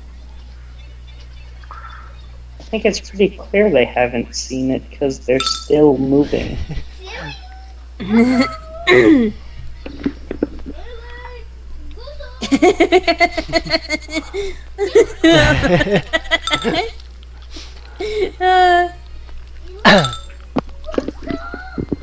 guys might just want to get the hell out while you can. I think I have a better plan. You two. He's pointing at the kobolds. Go look around to see if you can find any treasures on the upper floors. Or in the other floors. We'll look for the books. Oh, that's mean. When you mention treasures, one of the kobolds shouts out, treasures! He reaches into his pouch and he pulls something out and he says, not sure what mean, but maybe have treasure, maybe treasure map? What did he pull up? I just dropped a handout there. He hands you a crudely drawn map. Upon the map, along one of the walls, is an X. He goes odding. He marks the X with odd thing.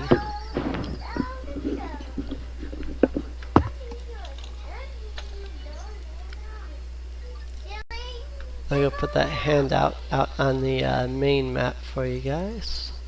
Whoops. Well, Apollo's going to give it the two kobolds rations since, well, they're not really enemies, apparently. Alrighty. You hand the couple of kobolds some rations. They graciously take it and begin devouring it.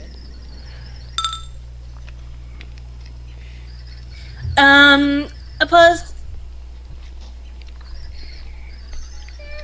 Well, ignoring what mostly Nels said, Opposed going to say we cleared out the area with signs.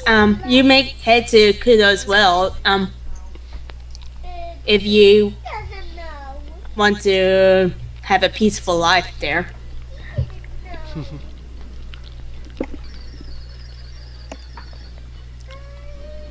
The kobolds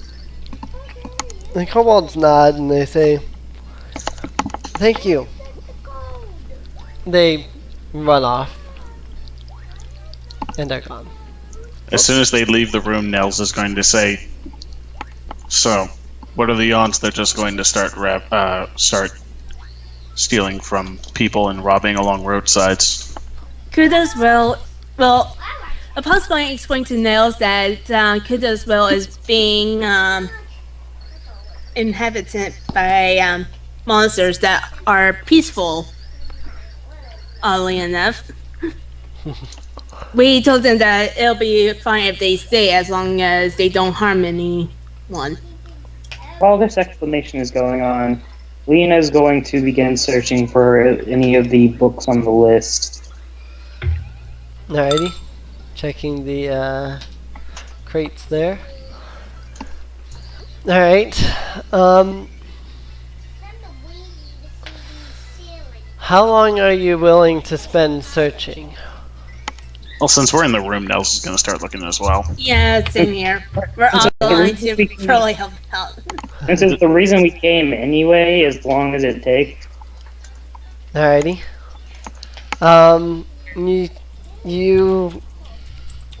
Yeah, so everybody just go ahead and roll some search checks here for me. At least anybody that's searching anyway.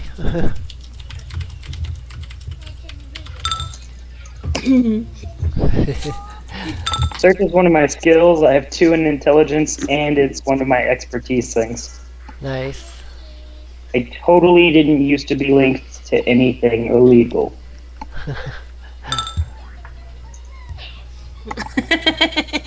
It's funny how we're giving explanations on our rules. Alrighty. How about you to use one of the boxes as a fort? Alright. You all spend about an hour or two searching through the crates. Unfortunately, you don't find any books of what you're looking for. Most of what you find in here are just supplies for like writing and illuminating. Oh, look! I found food! Unfortunately, everything here is worthless or crumbled or breaks apart when you pick it up. Unfortunately, everything here is completely worthless.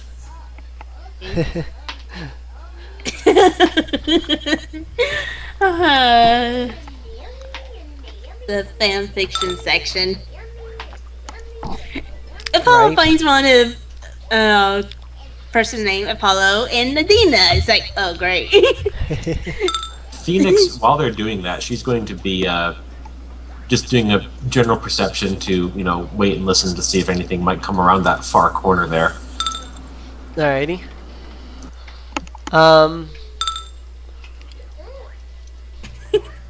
You sit, I'm guessing you mean like way up here? Yeah, exactly. Okay, that's what I figured. You sit and you kind of wait for everyone else. At one point you think you heard some kind of rambling, some kind of insane rambling that you couldn't even begin to understand or make out. Was it words or was it like animalistic? It was words. It's just it was just completely random and insane sounding. It didn't sound intelligent, but it sounded like common words, you know. Alright, as soon as everyone's done searching and we're ready to move on, Phoenix is going to tell the party, I don't think we're alone in here, guys. Okay, Apollo, that's what he's doing and goes over towards... I did that once you guys finished searching. Yep, okay. What did you find? Any idea what might also be here? Just heard some rambling. Sounded like somebody talking. I'm Couldn't gonna make out put what he this said. Apollo wall in front of nods and... We don't need a wall yet! Well, I don't want people sneaking up on us. You know. Like, if we want to search bit by bit, I could just put the wall. Hey! There's no wall here! It's probably a window. Yeah. By the way, there is no wall there. Oh. There's okay. actually a hole there. The wall in that area is crumbled. There are vines growing there. The vines basically cover the wall so you can't actually see out. But there is a hole there, yes. Well, while Apollo is walking down the hall, he's going to look around to see if there's any books lying around, too. Alrighty. Or monsters hanging on the ceiling. Yeah. Make a perception check for that then. Oh, yikes. You don't find anything. Alright.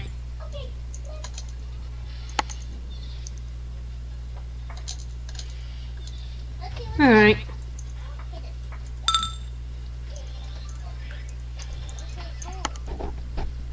Searching the desks. Yeah, like, is there anything, like, right on top of it that looks interesting?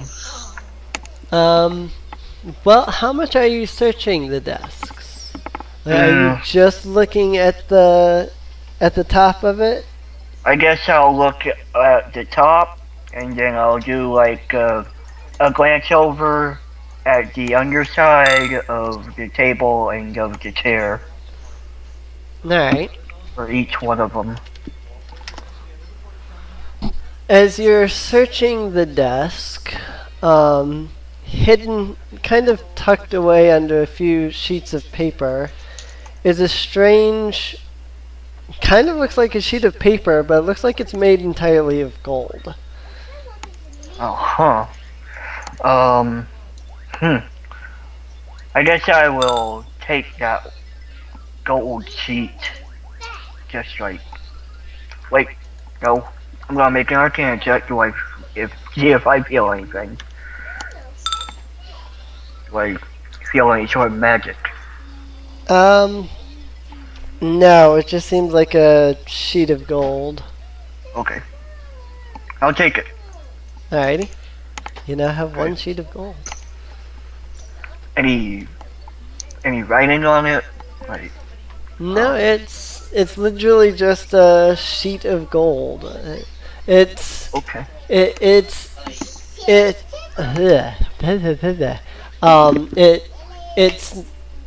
a sheet of gold foil is what you found. You could sell it for about 3 gold. Well, I have another use for this. Might be reflective.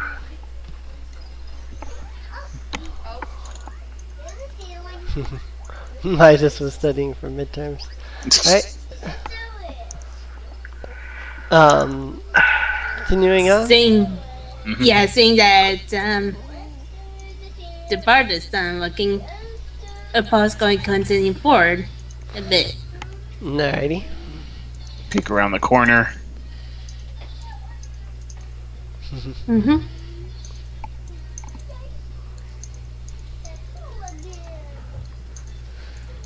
Alright. Make me a perception check. Both Apollo and Nels.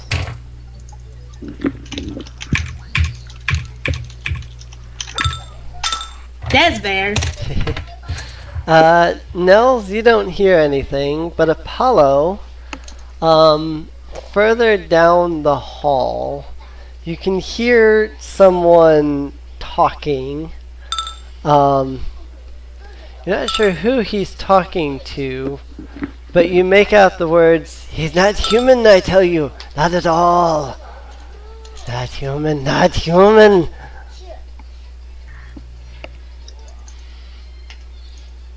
Is he a talking pony? Okay. Yes, and somehow he can play an ocarina. And the guitar. Yes, that too. From well, it sounds like kobold to Apollo, so he's going to go over. Is he going to tell anyone things? I guess he would. Sorry. Alrighty. When you reach about there, Take it up to your party. when you reach there, you can see a massive room at this point. Oh my god. It appears to be a sort of foyer, probably the proper front entrance. You guys actually came through the back. As you round the corner, you see an older man. He's sitting on the ground, sitting in the fetal position, rocking back and forth. He suddenly shouts out, "He's wrapped in fire and he's so cruel!"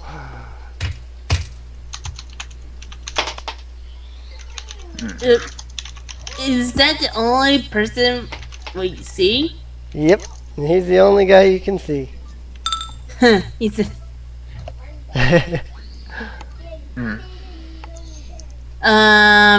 crazy old man talking to himself. As you get closer, he hears your footsteps. He turns around and his eyes go wide and he screams bloody murder. Sounds like a little girl. And he runs off into the corner. Okay. As he's start running, telling he shouts out, "It is coming! He is coming!" I'm gonna start Apollo asks who is coming. Sorry. Yeah, Alex, what was it you were... I'm gonna do Song of Competence for Charisma, because I think we're gonna need to calm this guy down. Alrighty. Phoenix is going to look around and see if she can identify who or what is coming. Alrighty. You don't see anything coming. Apollo, you ask who's coming, and he shouts out, "Him! He's not human! Not human." Leena's going to say, "I'm not human either. What's the big deal?" "He's wrapped in fire, and he's so cruel." Old man, does the name the boss mean anything to you?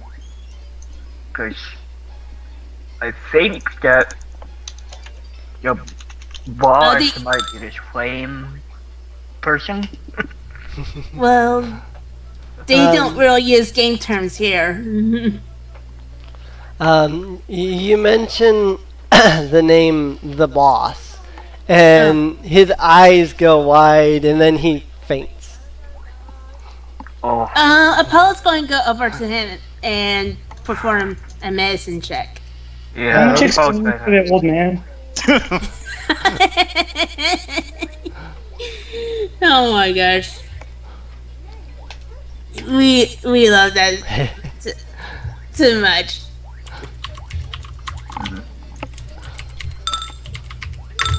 Oh, that's not very good. Alrighty. The man seems highly delusional. He seems to be suffering from some sort of a mental disorder, likely brought on from whatever it is that he's seen. You can only assume that it has to do with the thing that is wrapped in fire and is so cruel and is not human, as he keeps repeating over and over. Well, I generally don't like the idea of just leaving him there, so I'm guessing you are going to just put him in a room that, you know, just put it in a secure room or something. Plus going to go see a room over here that's close and go ahead and check it. Alrighty. You make your way over to that room. I'm going to do a perception before opening. Alrighty. And if there's no one in there, I'm going to check in there too.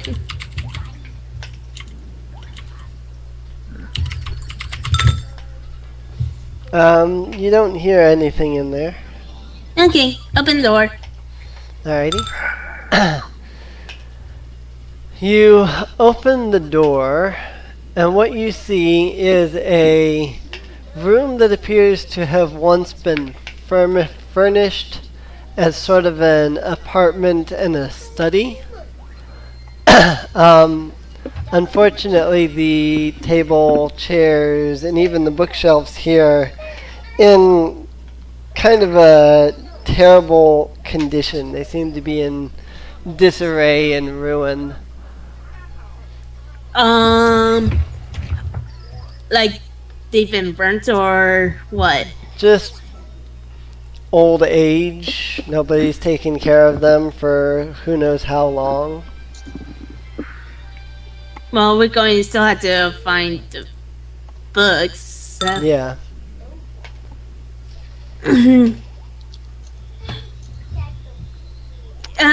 Before anyone goes in, I'm probably going to check the ceilings. I'm going to go over to this old man and loosen up his robes a bit because he seems to have fainted. I think that's one of the things that you do. I'm not sure.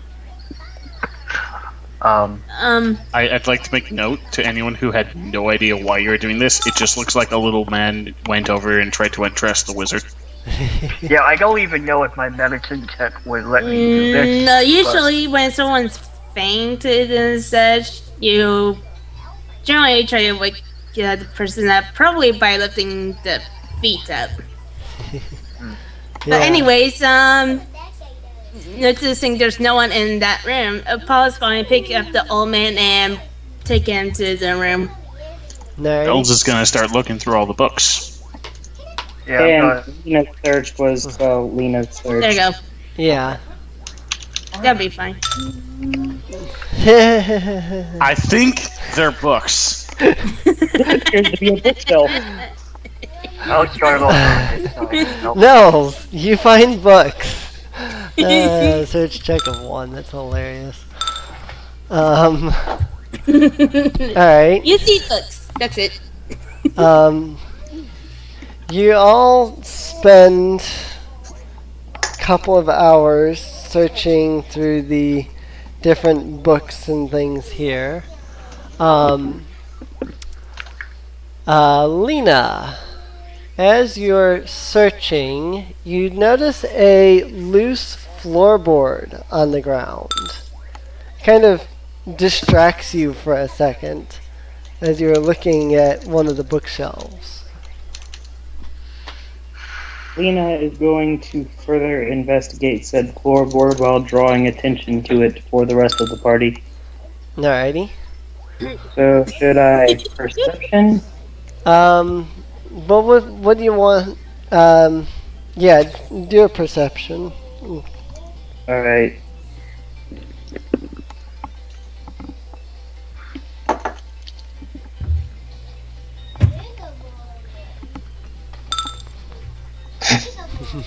Alrighty. This floor appears to be on the floor. Yeah. The floorboard seems loose. Examining it a little bit, you think that with enough strength, you may be able to pry it open. Meat shield number 1. Could you get to that, please? Uh-huh. Okay. He is breathing, but he has not yet woken up. Okay. Well, I'll leave him there. Okay, strength check. Let's see. Well, wait, strength for athletics. 'Cause- Just do a strength check. And I'm not exactly sure how you would perform an athletics check to lift a floorboard. Alright. Apollo, you grab hold of the floorboard and you tug with all your might. And after a short moment, the floorboard lifts up. You can see what appears to be a small space underneath the floorboard.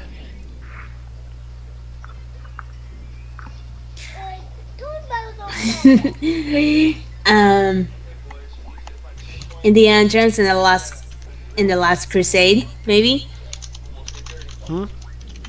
Indiana Jones in the Last Crusade.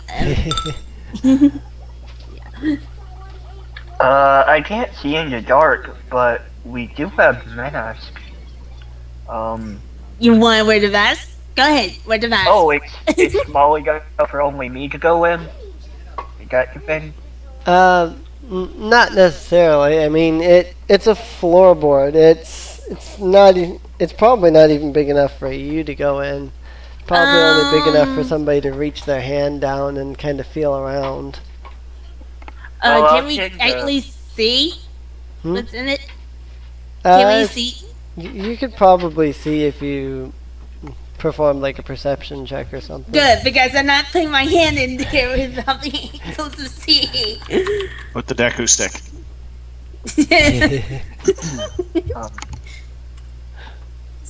Yeah, maybe we use the Deku stick. But anyways. Actually, I'm gonna send a dancing light down in there. That works. That works.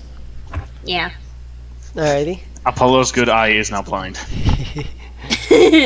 Alrighty, you send your light down there, making it easier for Apollo to see. Apollo, glancing down into the floorboard, you notice a gold-trimmed book. Oh, what's this? He went ahead and grabbed the book. Alrighty. Blow any dust off of it. Alrighty. What? Anyone would. You blow the dust off of it and you look at the cover. The cover reads Manual of Bodily Health. How to make yourself healthy in 10 easy steps.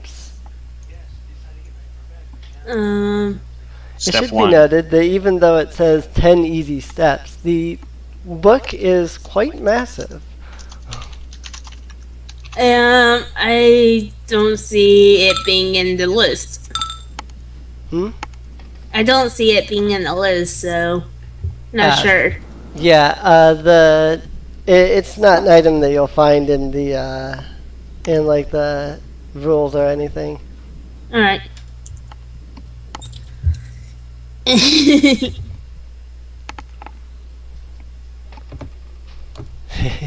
Someone's there, the slime room.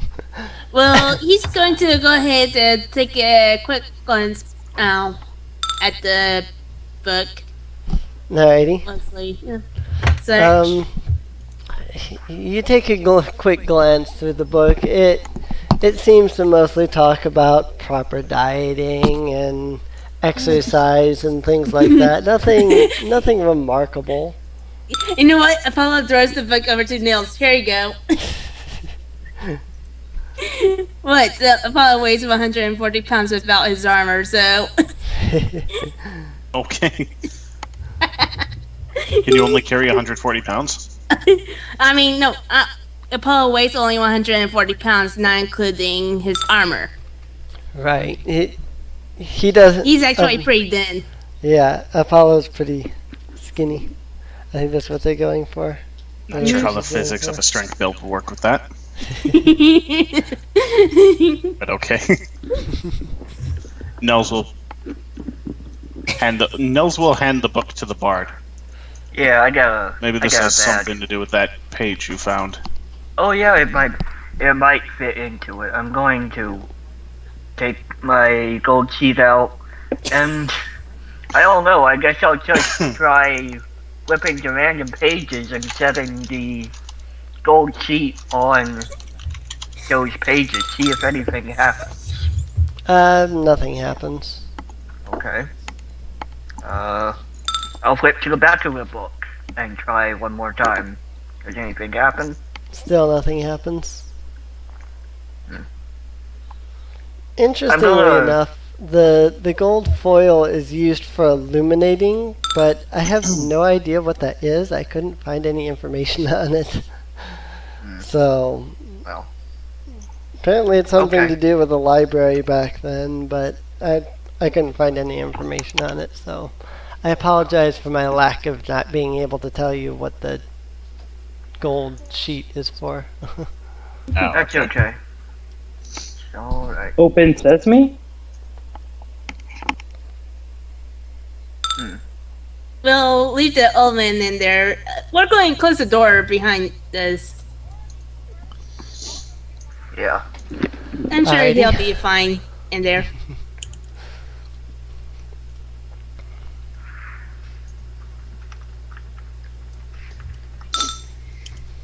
You guys want to come along? Leena, yes. Right? Leena did say behind Leena us, and Carlyn. I guess they don't want to. Licorice whip. Get over here.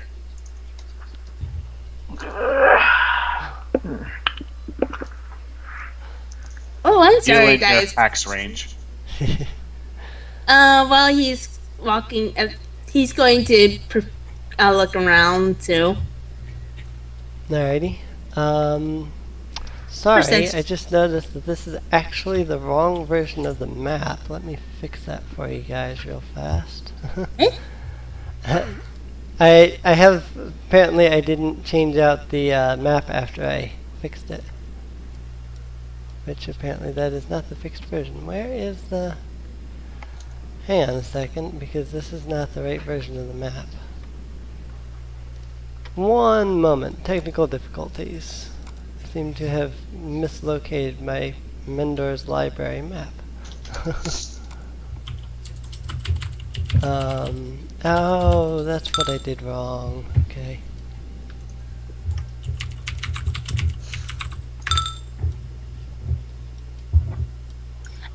There we go. The map is a huge question mark.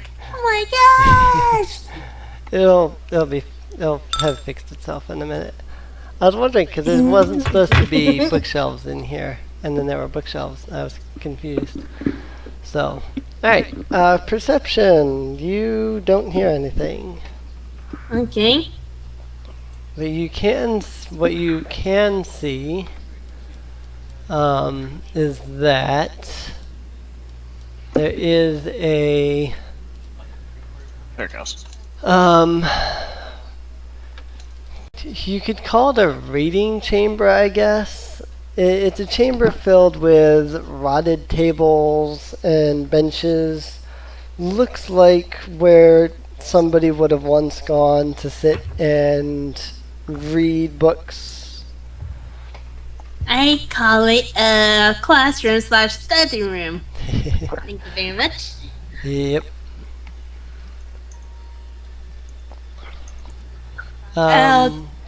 I'll check to see if the rest is cleared. Yeah, Nels So we can and search Apollo, later. when you both reach here, Oh. both of you roll a perception check for me. Oh boy. Oops. Anyways, Nice. I got a crit. Great. Nice. You can speak for both of us. Nels, you don't hear anything. Apollo, you hear a strange noise, like something moving in the room next to you. Okay, Apollo takes his sword out, and he looks towards the Nels and whispers he hears something No. Did you? in this room.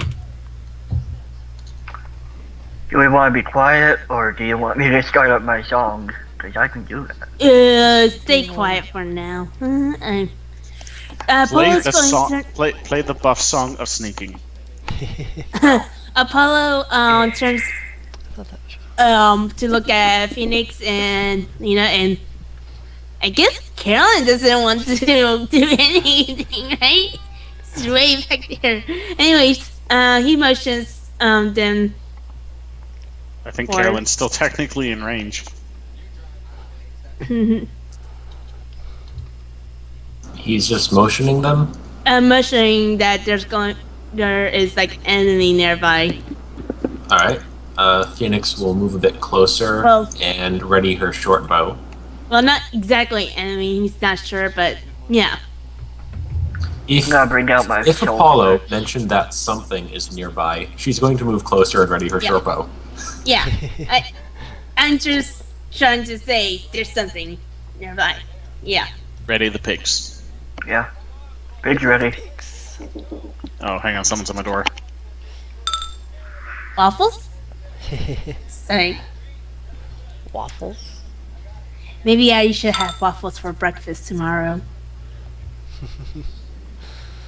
Alrighty. Well, I step forward.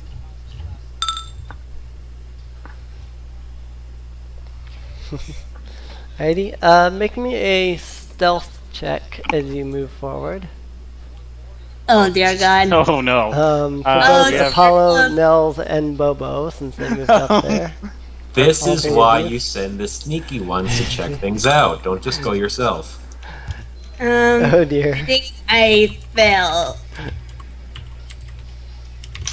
And don't forget, if you're wearing heavy armor, you have disadvantage. Yep, Yes. take the 13. Oh yeah. Yep, you have disadvantage, so you gotta roll that again. Oh. Clank, clank, clank, clank. Wait, -5. Yeah. Oh, It's does it get -5 to movement speed, not to your stealth. Oh. You have disadvantage on stealth. So basically, you've got a 19 and a 6. 19 and a 6. Alright. 6 isn't going to cut it. Yeah, 6 is. Sorry. 6 is. Yeah. Clank, clank, clank, clank, clank, clank. Shh. Clank, clank, clank, clank. As you're walking, you're making a clank, clank, clank, clank, clank noise. And then the sound from the other room stops. And by then, Apollo steps over to look into the room. Run in with sword ready. You turn around to look into the room and you see nothing there. And then, all of a sudden, All of a sudden, the DM gets a token ready. Jesus Christ. massive spider appears out of nowhere. Actually, I had the spider token on the hidden layer. He gets to make a surprise round attack on Apollo. I'm gonna guess 16 is not gonna hit your AC. That sucks. Nope. Advantage. Oh yeah, advantage because 22. Oh yeah, that'll hit. Oh wait, yeah. Wait a minute. It's surprise attack. Protection doesn't work. 9 piercing damage, and make me a Constitution saving throw. Okay. Sorry, I was just fixing HP. Anyways, con saving throw. Yay! It's my saving. Okay. When the bard But starts the battle song, let me know. Yeah, I haven't got it up yet. I'm planning to do it soon as possible. As soon as you do, let me know. Because I Okay. got something for that. Buzz modifier, Buzz proficiency. Darn it! What was that? That My was con saving throw. That was her saving throw. You take an extra 6 poison damage, and then, before your very eyes, the spider disappears. Okay. Very fire time. Woo.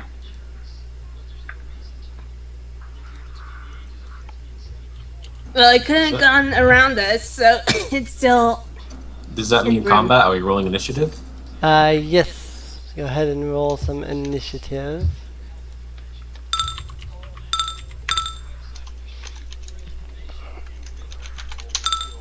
Wait. I'm going to throw a phase spider onto the board because as long as the token is hidden, it won't actually come up on the initiative list. I had not considered this. 1 second while I fix that. Just make another one. Get Yeah, copy. I had to place another token. This phase spider is the wrong size again, but I'm not going to worry about that. That's just the initiative token. Has 1d20 plus 2 initiative.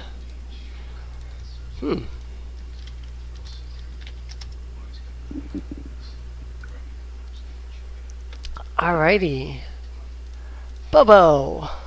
Alright, I'm going to step over here, and I'm going to cast Fairy Fire, right, let's see here. You got 10 that way, 10 that way. Yeah, I'll cast it right here. You need to Can't make see a, anything. Oh, there it is. Never mind. yeah, you need to make a dexterity saving throw of at least 12. How big a range is it? It's 10 this way, it's 10 that way. It's basically 10-foot radius, 10 10 foot. on this spot. So it's a circle? Yeah, well, I don't know how you do things here. Maybe it's just a box. But It's a 10 by radius. 10. Yeah, Well, actually, it'll be basically Yeah, it's it's that 1 point and 10 feet around it. yeah, it's a 10 by 10 radius. Mhm. So So, The whole there, room. and try to make a DC 12 dexterity saving throw. DC 12 dexterity saving throw. Alrighty. Interestingly enough, based on the way this works, I'm not sure that this is actually going to do anything. Well, there you go. Oh well. I'm going to move back over here, and I end my turn. Alrighty. Nels. Alright. I can't see it. I don't really have an effective way of seeing it, so it would be a blind strike if I wanted to attack. So, what I'm going to do instead is I'm going to cast Cure Light Wounds on Apollo. Oh, that's nice. Alrighty. Hang on a second, I have to double check how much health it is.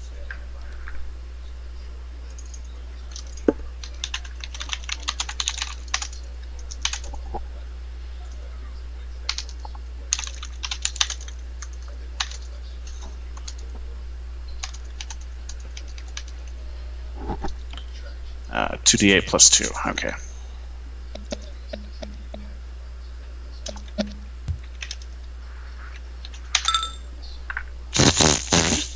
Okay, you get 5 health. Okay. God damn it, Alnoth rolls. It's fine. Alright, that's the end of my stuff for this turn. Alrighty. And the phase spider again, huh? Let's see. Alrighty. The phase spider appears. What? From the ceiling, I guess. No. It just appears. It's going to make an Question. attack roll. I had my bow ready. Would it go off now?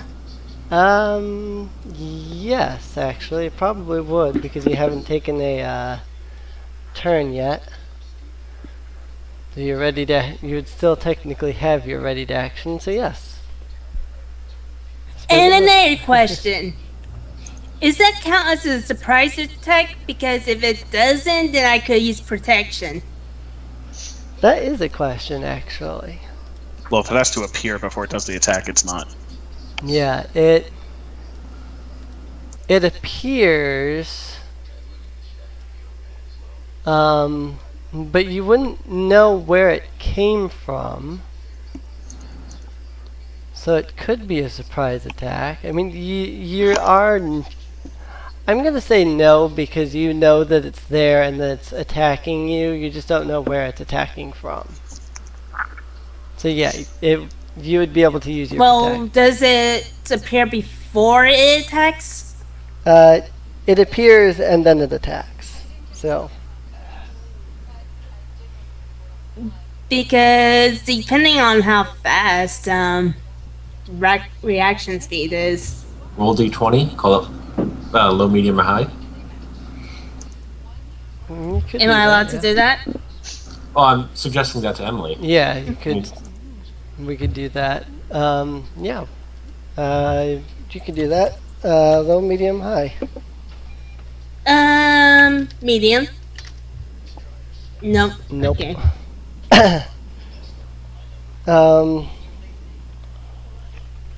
Phoenix did have her action readied. I don't suppose I would have advantage on this. I'm guessing not. Probably not. No. Okay. I imagine not. But I would get my sneak attack because an ally is next to the creature. The bard song is not up, so 12 damage. Nice. Very nice.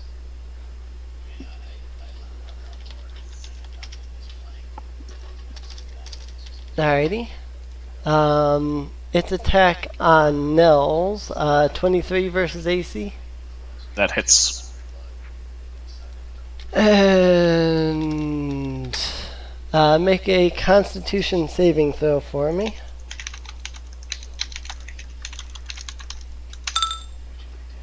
Nice. Alright, so you take 9 damage. Oh, actually, wait, Dan, took off 2 of that. Well, you still take only 9 damage. And then it disappears again. Just as quickly as it appeared. Apollo. Apollo's going to tell Nils to step over here so that the spider could either attack him from here or be in front of him over there.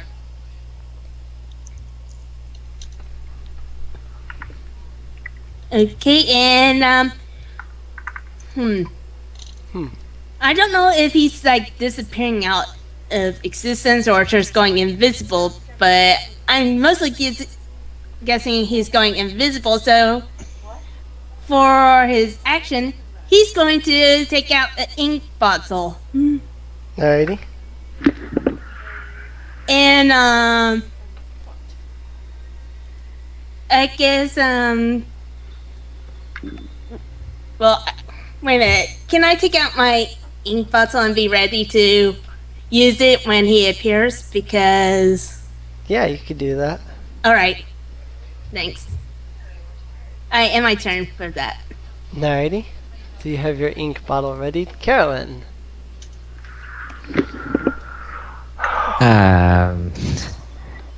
Okay then. Help. Can't see it, so I don't know how I can help.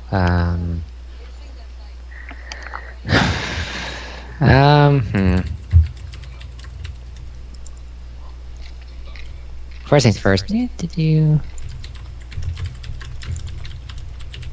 Guess I'll just ray attack. Nothing really else I can do. Alrighty.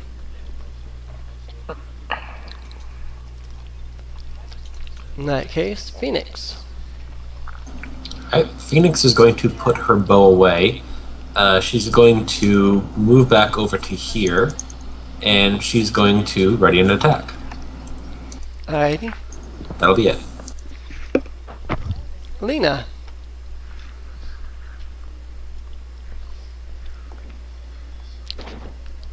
Leena. Luca. Okay, I'm here.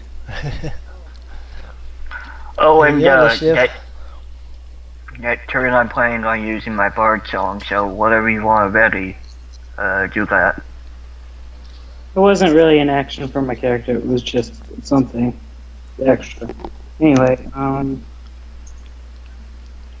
guess Leena's just going to ready a shot for whenever it appears. Alrighty. This shot being one of her poisoned arrows. Alrighty. Bobbo. Alright, I'm gonna move back here, and I'll start up my song for the D4 of the damage. Alrighty. Alright. Alright. Oh, And I it's get a the extra reference. D4. That's nice. Alright. And then I'm done. Nels. Are those pigs actually there? Your illusions? They're illusions. Yeah, They're I just want to know if they were illusions, actually cast. Oh, Yeah. well, yeah. Okay.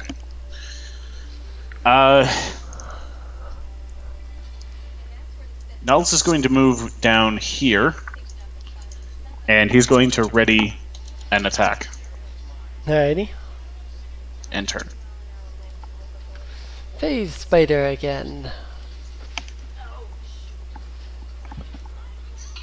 And it appears. And from that, Apollo's going to throw the ink onto the face spider. Alrighty.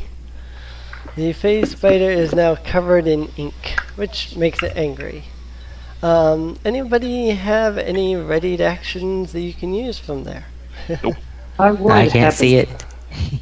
But I can't Alrighty. really see. I'm hoping the ink will leave a trail to where he's going and such, so... If it's a phase creature, it's teleporting between dimensions. Yep. Oh, okay. Quick, follow the He's trail got to it the other figured out. dimension. That's gonna miss. Alright.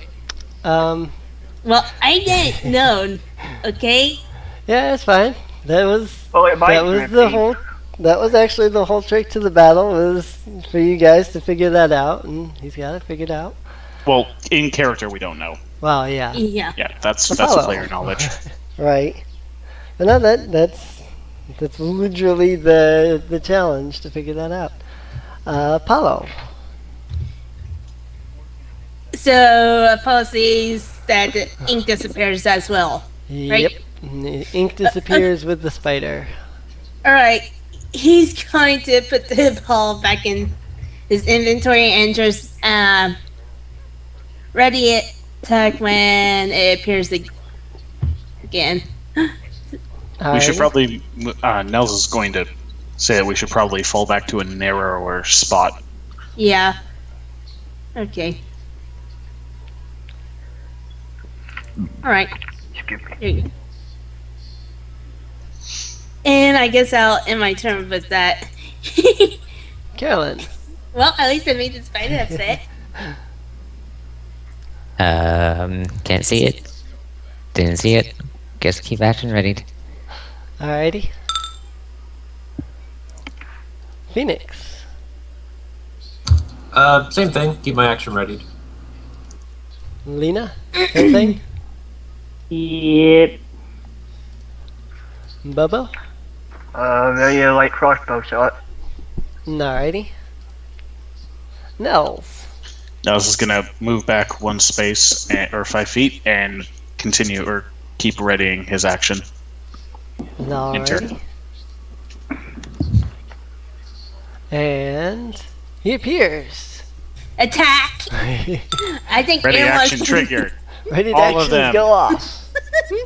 Okay, so Carolyn's was first. Mhm. Carolyn, that is a hit. Let's see, bar song's up, right? So Yeah. Yep. okay. Let me do my damage then.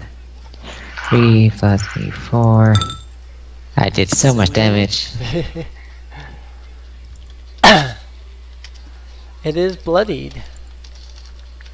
Alright. Okay. Okay, I'll do my thingy, or you can do yours, Leena. Yeah, didn't somebody else roll right after? He did. Yeah. Right, yeah, I Bobbo. got my gift. Oh, yeah, okay. Bobbo, you rolled an attack roll next, so that would be your action then. It's dead. Yay. Da-na-na-na-na-na-na. Very nice. Killed the phase spider. Alright. Is his corpse there? Opposed not Yeah, even its going to corpse is bother there. try to collect the ink back. You can always buy some more later. Just see him with a rag, trying to squeeze it into the inkwell. Everybody gets you know how much this stuff 33 costs? experience. What? Everybody gets 33 experience for that phase spider.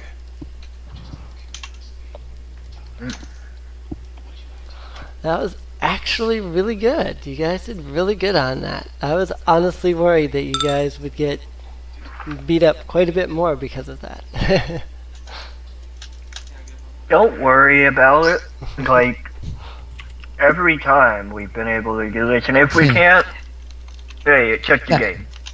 No, Right. you talking about brutal? What I put the guys on yesterday with 4 guys with longbows. With brutal. And I then we all almost- hid behind trees. Yeah, I knocked out 2 of them in the first round. One was the tank. I took him out in the first round. I went, yeah. Yeah. I was brutal last night with that one. You know what? Yeah.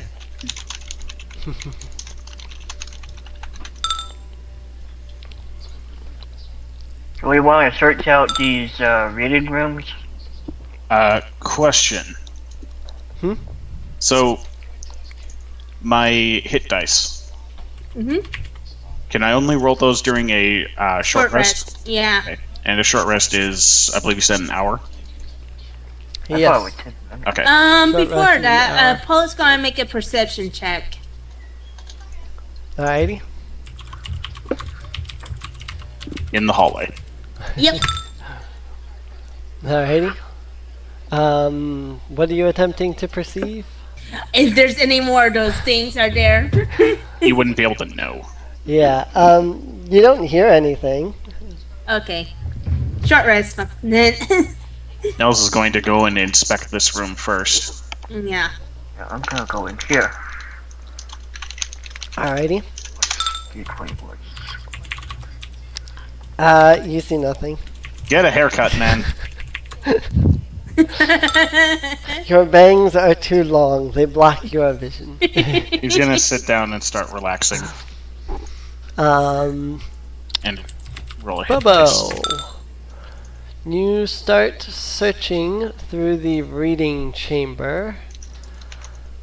Unfortunately, the only thing that you find is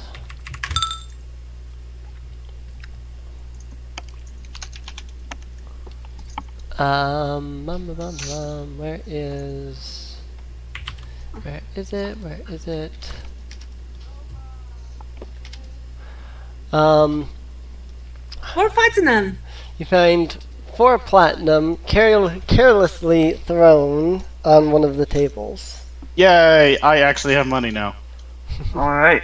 I had 30 Wait, gold. are you just going to keep it for yourself or? Oh, that's not. No. Okay, so it's split between the party. Okay. No, Yeah, that- well, we can't that's what Bobbo found. He found 4 platinum. It's up to him to do whatever he wants with that 4 platinum. Okay. Yeah, I don't know how we can split this. No, it really,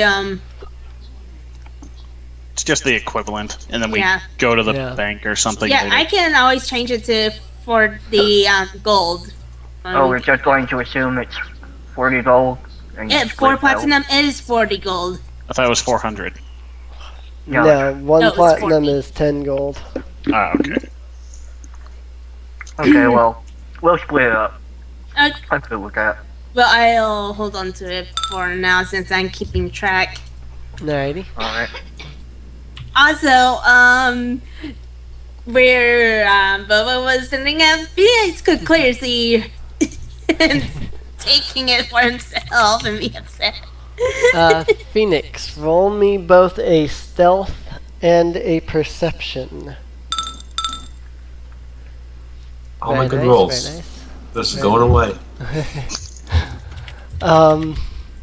You don't see anything, you don't hear anything, but you smell something, but you're not quite sure what it is.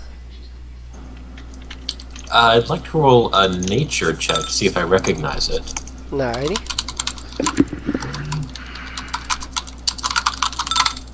Nope. Nope. Ugh.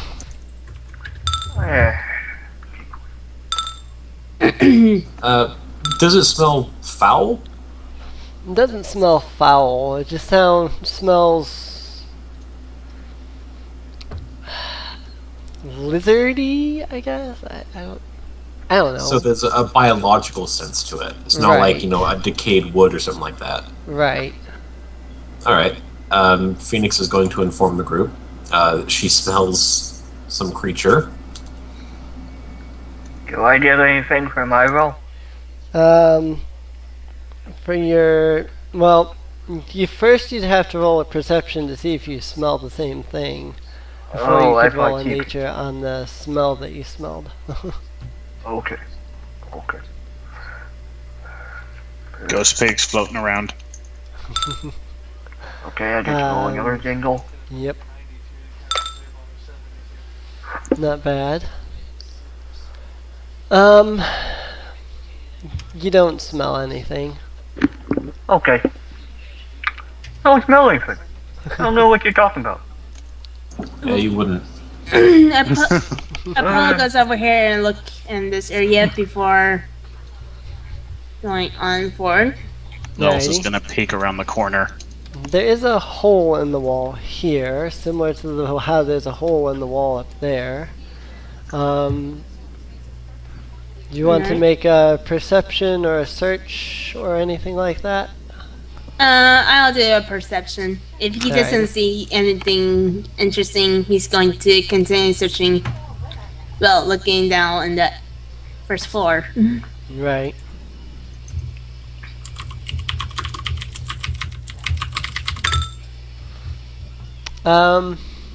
Aside from rotted wood and chairs, you don't see anything. Alright. Right? Peek into this room. Hey, peeking into that room. Alrighty. As you glance into the room, you see a sign. Actually, you see the sign on the wall here. Apollo, you see a sign on this wall. This says rhetoric, and this says philosophy. I sure one of them doesn't say fan fiction. Phoenix can't even read those words. Is it rhetoric? Yeah, rhetoric. It's however you say that word. Yeah, I just wanted to make sure Rhetoric. it was actually the word I thought it was. Yeah. Okay. Glancing in, you can see several bookshelves in there.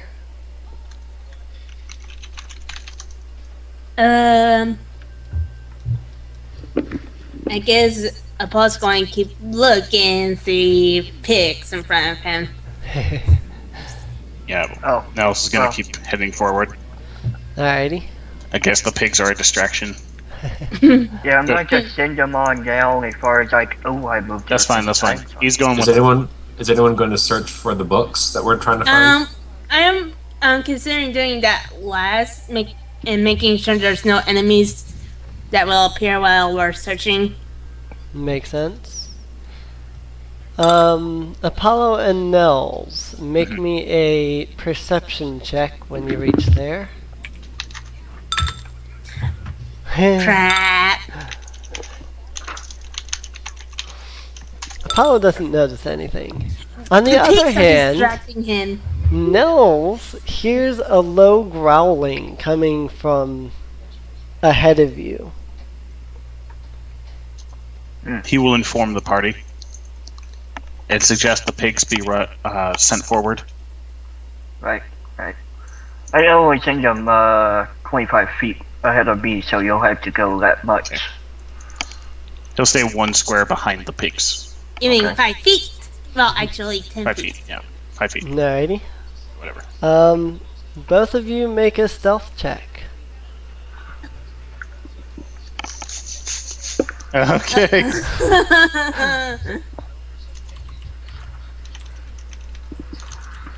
Phoenix is going to ready her short bow for the first, perhaps, Oh. lizardy thing that she sees. Thanks, Nels. Let's go. Nels. Ching, ching, ching, ching, ching. Nels Yeah, I'll ready up my makes song. a lot of noise as he's walking. Whoopsies. The low growl that Nels was hearing as he's walking along suddenly becomes louder and louder. And then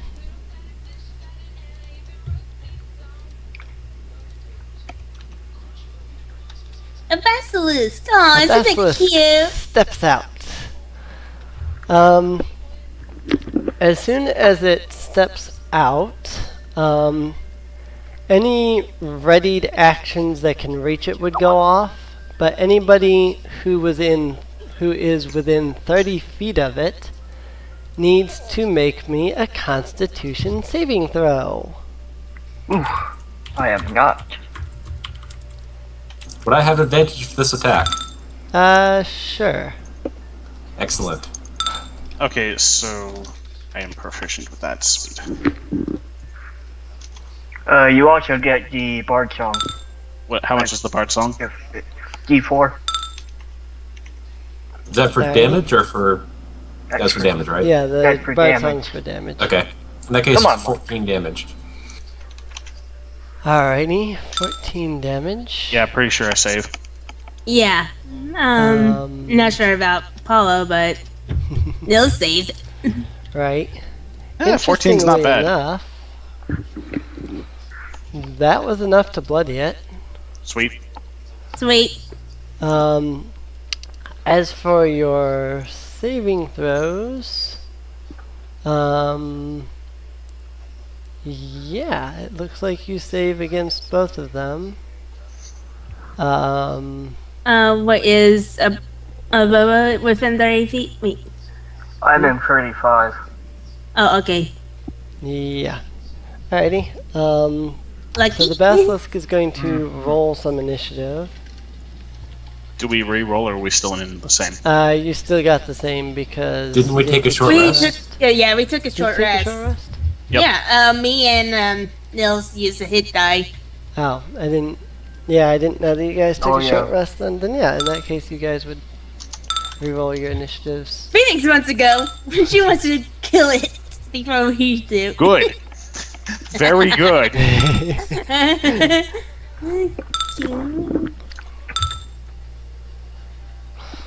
Wow, all the high initiatives.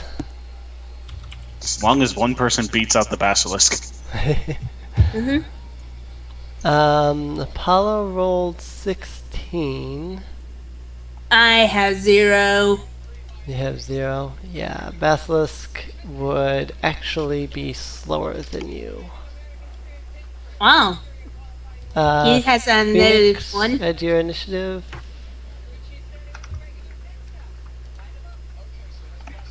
I already have it, got cleared. How dare you. Yeah, I cleared the Just kidding. initiative, so it may have been cleared beforehand. Alright, Phoenix. Alright. Time to get some shit going. Phoenix, who is now a level 2 rogue, is going to use her cunning action to hustle her speed over to here. She's then going to use her movement to move over to here. And then bad thing's going to happen. She is going to unleash upon this thing. Right. I don't have anything fun. It says I'm out of range of the Bard song. Oh well. Yeah. I really don't care at this point. Okay. Alright, That'll be a so that hit. was my main hand. I'm going to attack now with my flurry. It is another hit. Yes. Okay. Alright. I'm going to attack with my offhand. Getting low rolls. No. And it's dead.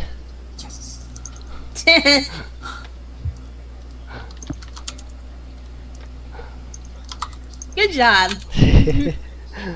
Phoenix flutters to the ground, breathing heavily, clearly nervous.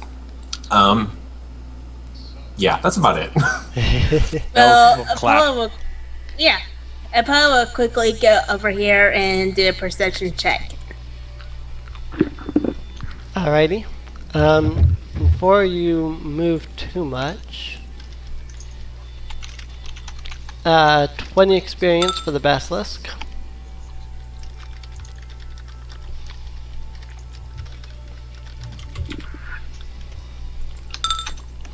Alright.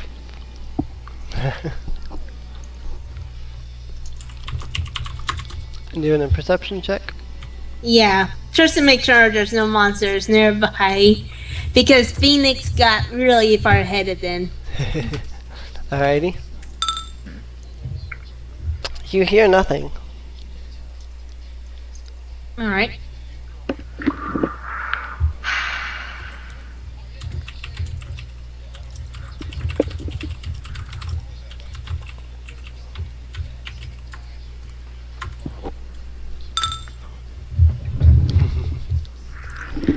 Well, Apollo is going to go ahead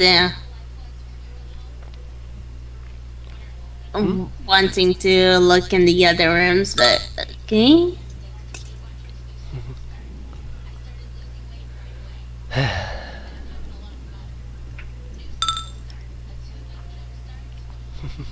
Nels is just gonna walk in past the pigs. Yeah. Yeah. You can just do that. Yep. There is nothing in the room. Alright. Okay. Okay, Apollo goes back to the group. Appears there's no other monsters. We can go ahead and start still. Yeah, I'm just gonna Search get rid of this these whole pigs. area. Is there no sign in this room? There are signs in these rooms. This is a rhetoric. Here, I'll just put numbers down, and then you guys can know what's what. Somewhere I have number markers. Markers, numbers. Here we go.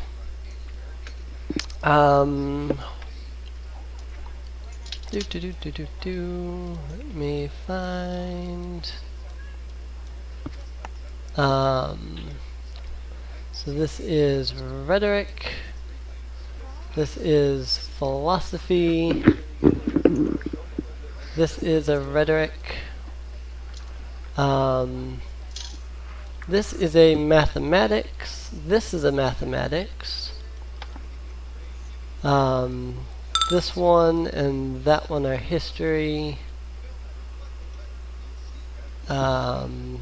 This one is another philosophy. And this one is a mathematics. Okay. I'm gonna search this desk room here. Nels is going to be searching this mathematics room. That ain't good. Alrighty. I don't find Jack. I found books again, though. You find books Wow. of mathematics, complex ones that make your head spin. All the numbers. Bobbo, searching through the room that you have entered.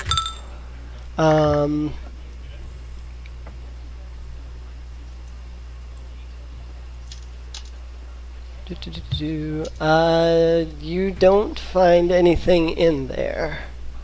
It looks Alright. Apollo, you are looking in a rhetoric section.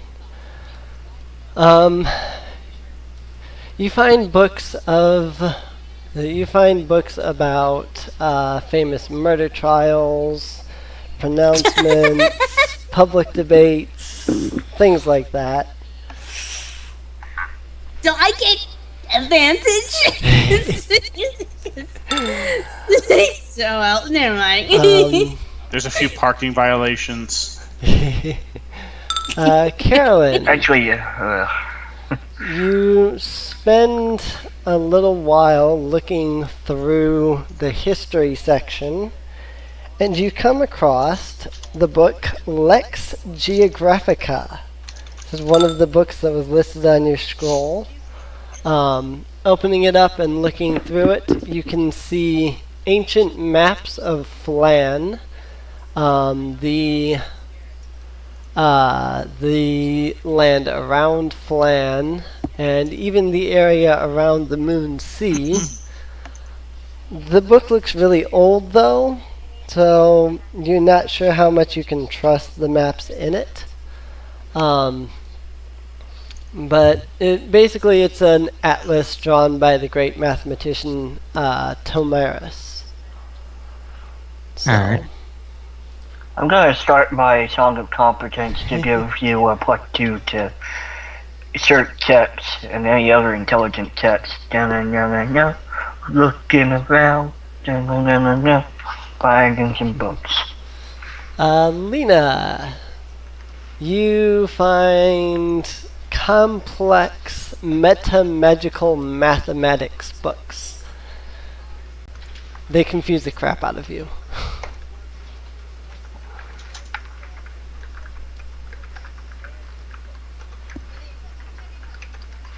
Well, Apollo's going to start searching in a different room. Alrighty.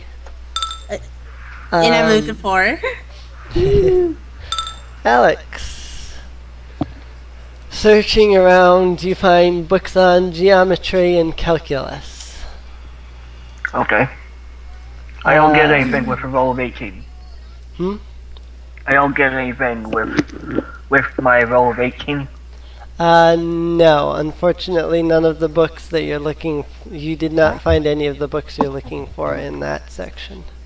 Alright, I'll move on. Carolyn, looking through the shelves, you find a book called The History of the North. It's an inaccurate and highly colorful account of the northern lands. Paging through the book, you find all sorts of colorful exaggerations, though obviously wrong. There are a few parts, however, that seem mildly accurate. Question. Because Bobbo, does everyone get like +1 to search? You get whatever your modifier is and another 2. And Okay. 2. Okay. Yeah, Yeah. you get So- his proficiency bonus, which is 2. Okay, I'm gonna hold on to it. While So, you're Nels will looking be through 17. it, though, you find in the book an interesting little excerpt. It's a rugged, popular account of the northern lands, and it says, 10 days' ride north of the Varm is a barren and dead country called the Li Wai, land in pain or land of caused pain. Further to the south, this place is known as the Tortured Land. It is said to be an evil place, shunned by the riders. They speak little of this land, but yearly, during chess, they make a trip into its heart. There they go to praise the spirit of a glowing spring. This they have done for ages, and so they shall do for years to come. Alright.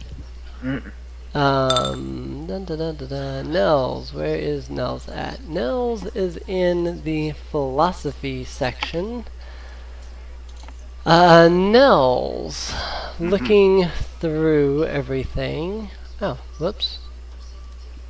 Hang on, I did the wrong.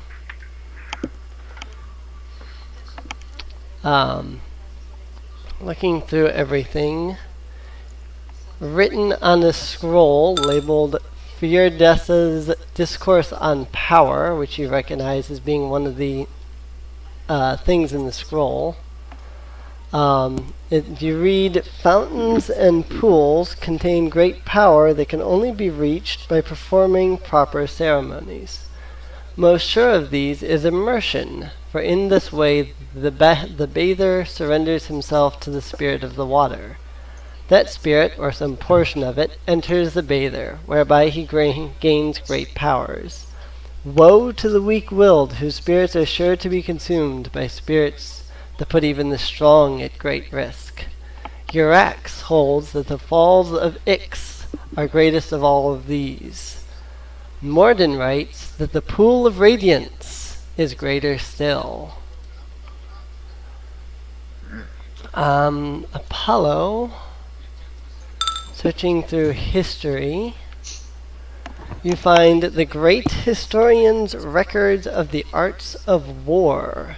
This is an entire book series covering multiple tomes. However, the books are so ancient that the books crumble at a touch. There is, however, a single volume of the series that is intact enough to be manipulated. It covers the history of warfare from before time was even recorded, such records, of course, possible through magical means. In it, there are innumerable little mentions of this group defending that group and being attacked by another group, who in turn are attacked by a fourth, and so on. These are accounts of abductions, failed alliances, broken treaties, petty squabbles, diplomatic intrigue, and so on and so forth. However, as you are looking through it, you find an interesting little excerpt, which I just placed on the wrong layer.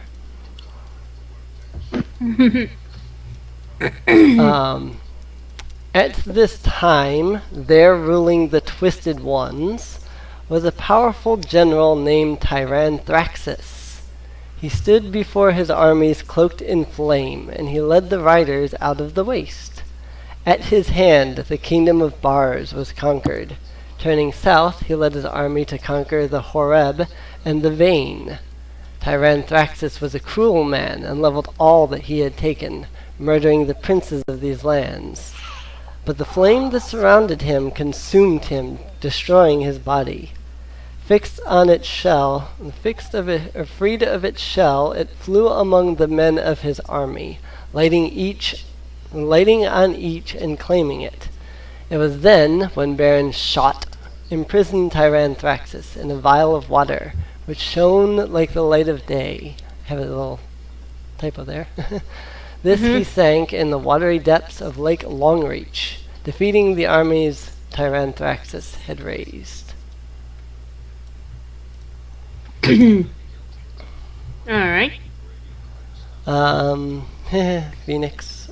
Phoenix is searching through. Looks like history.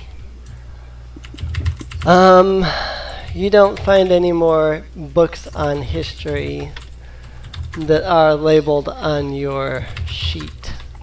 How do you get disadvantage on search? She's not good at reading. Oh. So it's a personal thing. Yep. Yep. Carlyn, you find a whole bunch of books on public debates. What happened for Alright. this room? What happened for this room? I made a check. Yeah, sorry, I didn't see that one. You find books on algebra. Okay. Alright.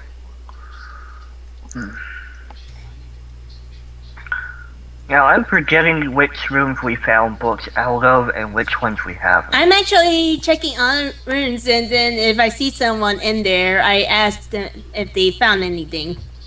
I found 2 on these. There are Oh, you still quite found- a few books left. Every search check you make only finds one book. Alright. There is a possibility that there are more than one book in Well, each area. I guess Paul is going to go ahead and check each room anyway. Alrighty. Can you? Oh, excuse me. Make me another. Um. Continue making search checks. Mm-hmm.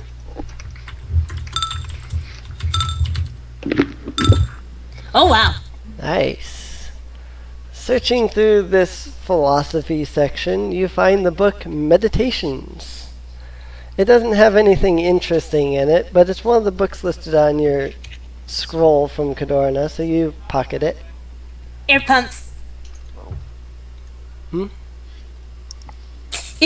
Sorry, I just did that for fun. Air pump. You know. Punching the air. Oh, yeah. Okay, I get it. I'll help you guys out a little bit. There's 4 more books left, and they're all in the philosophy section. Oh, philosophy Philosophies section. are 4s, I believe. They're 1s. Oh. Okay. And the Dun, dun, philosophies dun. are 1s. So I guess I find nothing in number 4. Yeah, unfortunately you found all the history books that have any interesting things in them.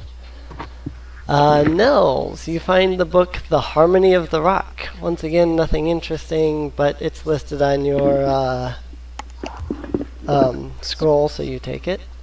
Carlyn, you find the book A Discourse of the Nature of Writing. Again, nothing interesting in it, but it's on your list, so you take it.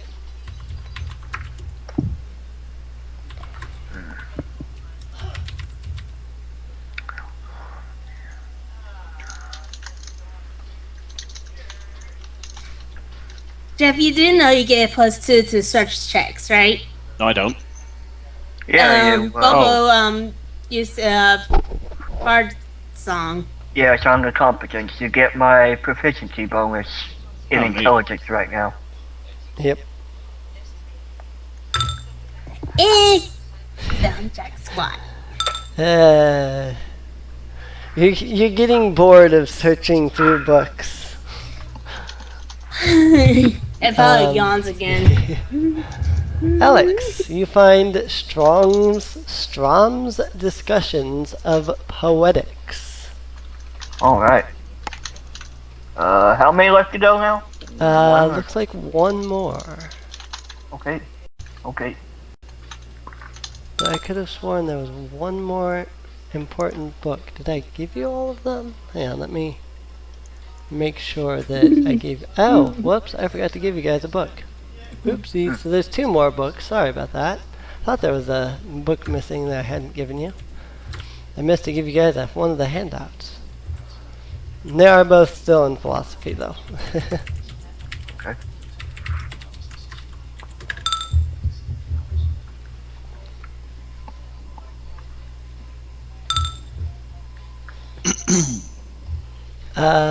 Bobbo, you find the book Urgrun's Description of Darkness.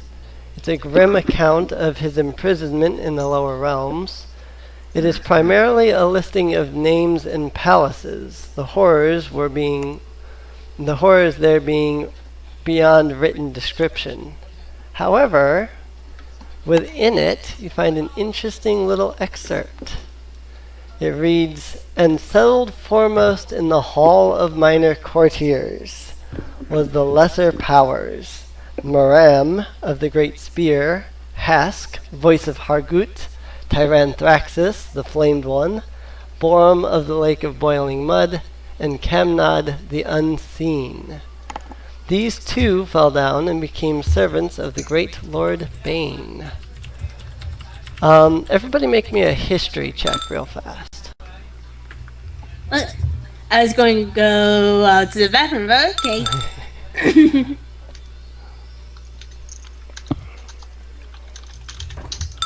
Oh, you also get... Wait. Yeah, you get +2 to history check too, because it's Okay, intelligence. 18 then. 18, nice. 18, Um, 12, 20, 25, 7, 8. That is. I accidentally crit. Apollo. This is actually something I forgot to give you guys when you were there at Sokol Keep last. Apollo, you think back, hearing the name Tyranthraxis twice now, and you remember something that Ferran Martinez said at Sokol Keep. He said, if what you say is true, then I shall aid you in your quest. She'll send my army from Sokol Keep to Flan. Skip over that, never mind, hang on. You see, long ago the city fell to the unblessed creatures imbued with the might of a magical pool. The chief among these were Tyranthraxis, Andraka, and Torath. 1 second.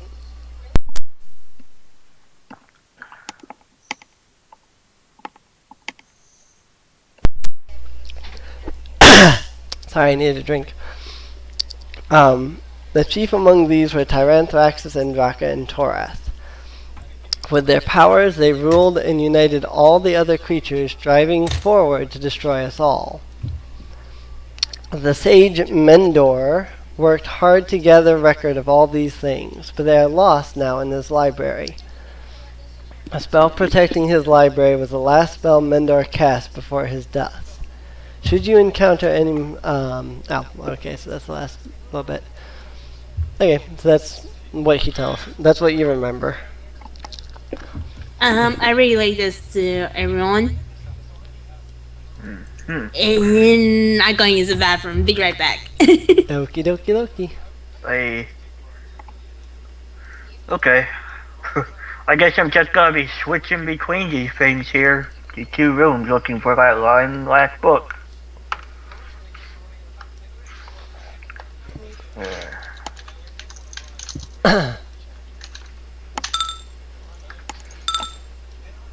Oh.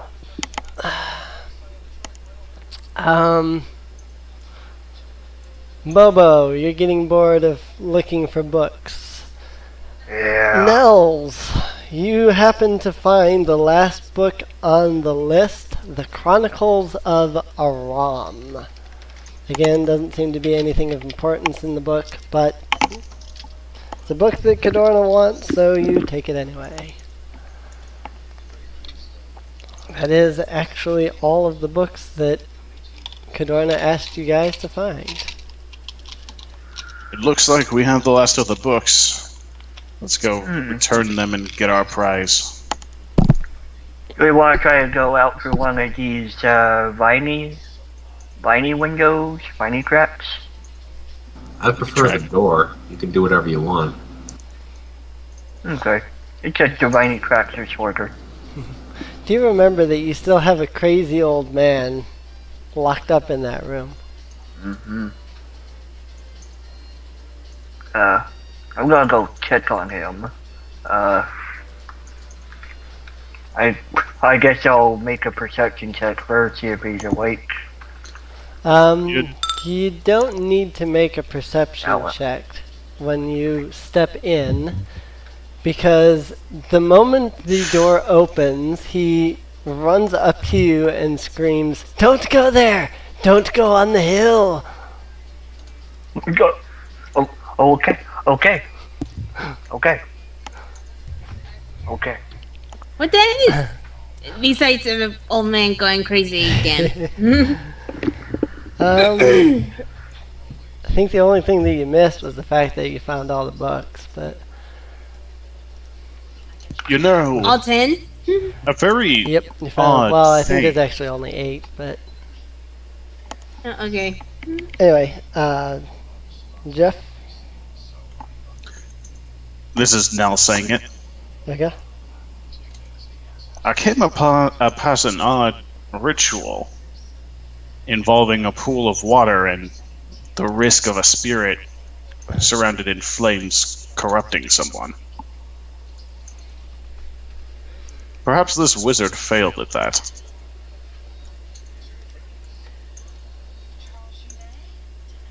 Actually, ignore the flames bit. That was someone else's story. Wizard, have you attempted some sort of spiritual awakening or conversation with a spirit?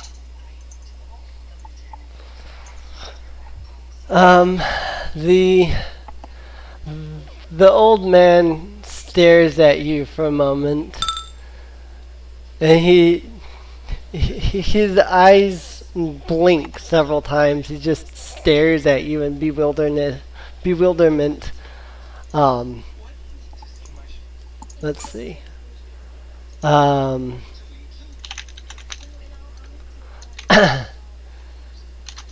He says, a pool of water. It's him. He's not Nels human, I is- tell you. Sorry, go ahead. He's not human, I tell you. Not at all. It's him. Nels is going to try to do an insight check to try to see if he can piece together if the wizard is speaking about his own deranged self or if there was someone else present. Alrighty. He seems to think that there was someone else present during the time. Do you know where this person was? And did they attempt to perform the ritual? The big one. The evil one in the castle of flowers. The one wrapped in flame. He is wrapped in flame, and he is so cruel. What exactly did he do to warrant being so cruel? He burned. Burned what? He burned. Wasn't there something that said something about somebody was wrapped in flame? Yes. She's actually asking the party this. Yes, that something about a general who wrapped himself in flame and killed his enemies. Yeah. He lost his body and attempted to bind it to someone else's. Looks like we've got a wonderful possession on our hands. But this old guy says he's coming back.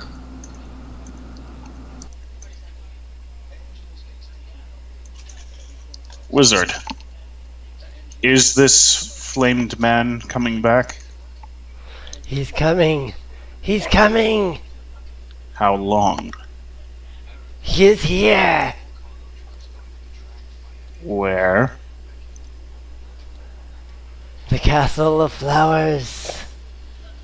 Where exactly is the Castle of Flowers? There! He points in a random direction. He doesn't seem to actually know where he's pointing. Right. Well, we should probably relay this information to the council. I'm not exactly calm with a being surrounded in flame running around possessing individuals. Mm-hmm. Plus, we could probably get some coin out of it. We should also take the old man with us. Probably be safer. To be fair, he'd probably ruin our credibility. Yeah. I think we might be better off just leaving him here to enjoy his books. At the I very don't least, to even- keep him out of... Yeah. Well, I mean, like bring him back so he can get like medical attention. I don't even know that he would want to step outside. Being so afraid of this guy. Fine, we'll take him back. But we're not keeping him. We're not bringing him to the count. Or No, we're council. not. Apollo never believe definitely us. agrees. Apollo definitely agrees with that. Wizard, Okay then. do you want to go somewhere safe where the flaming man will not get you? He will get us anywhere. He is coming. Let's just So- take it. It's okay. We'll put you in a place with lots of ice. Come with us. I know an island we can drop him on. Right. The old man looks reluctant, but he follows along with you anyway. He's twitching and looking every which way as he does. I'd roll a bluff check with that, putting you in a place with ice, but I don't think he's actually paying much attention. No, Yeah. he's really not, unfortunately. Quite fortunate for Nels. Actually, no, my bluff is actually pretty good. I have a 16 in charisma.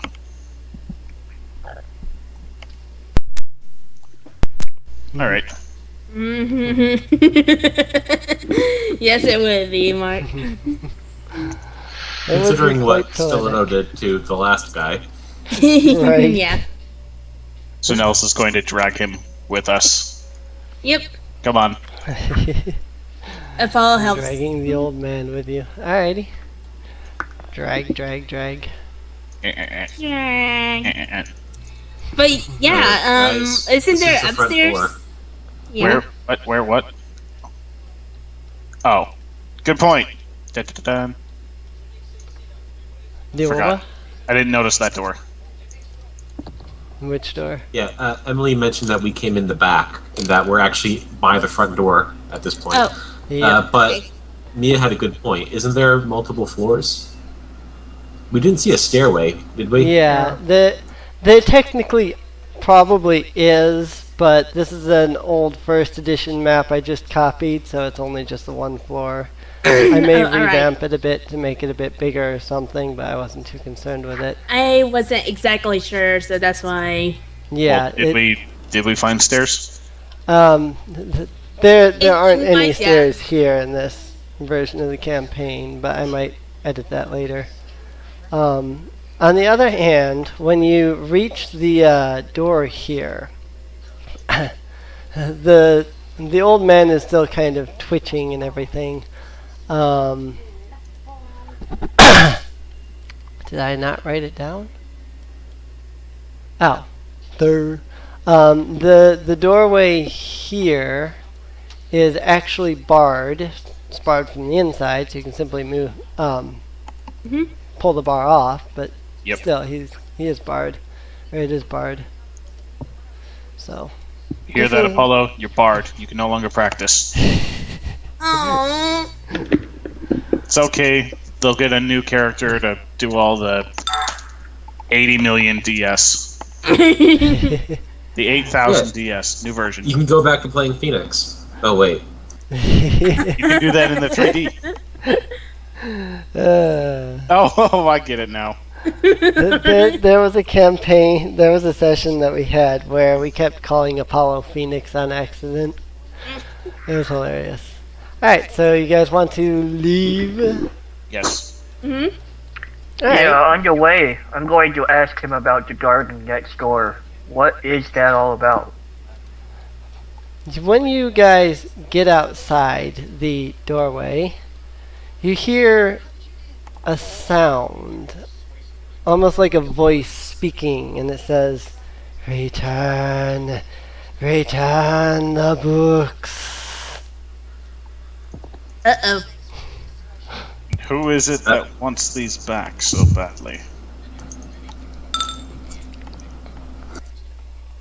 Sorry. The voice speaks out and says, "I am the master of this library. Return my books or suffer the consequences." Yeah. From hearing that, no, he's not going to bring back the books. What consequences?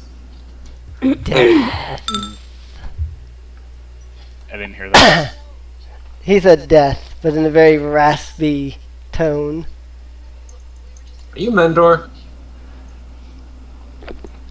Yes. I am the master. Who's Cadorna?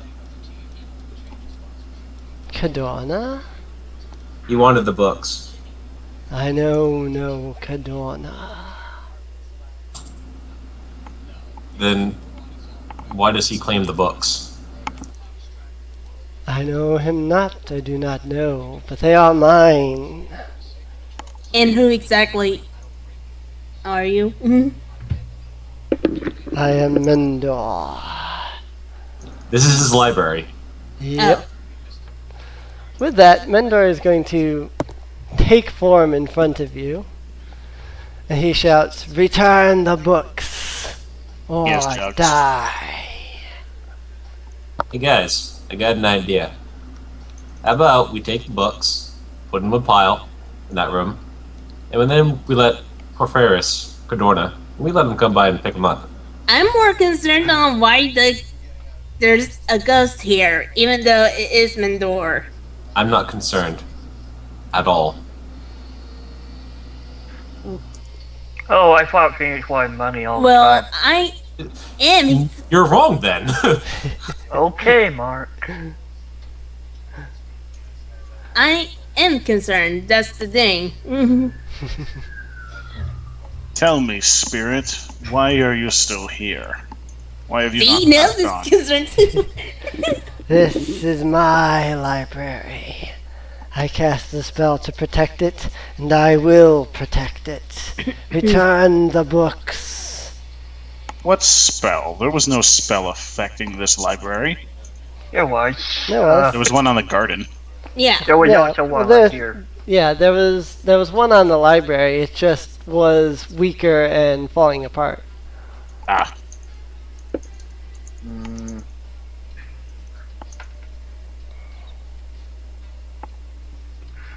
But yeah, tell me, more Spirit. concerned on why he hasn't passed on. Yeah, tell me, Spirit, why have you not passed on?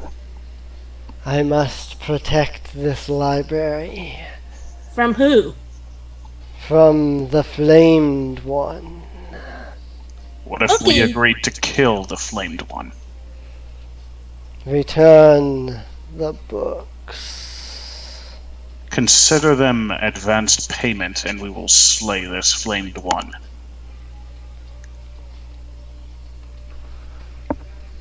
I say we Men- return the books. I don't even like Cadorna.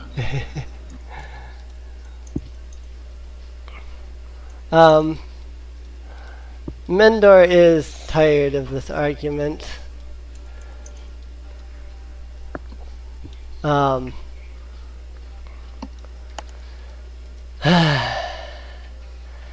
At this point, Mendor is basically just tired of the argument, and he says, "You have chosen not to return them, so you will die."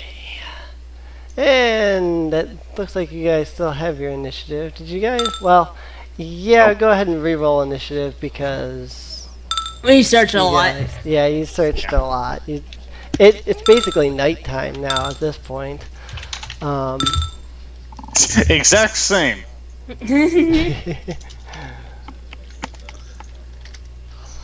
Wow, 7. Way to go, Mendor. Way to go. G2G. Apollo is going to take out his flame sword.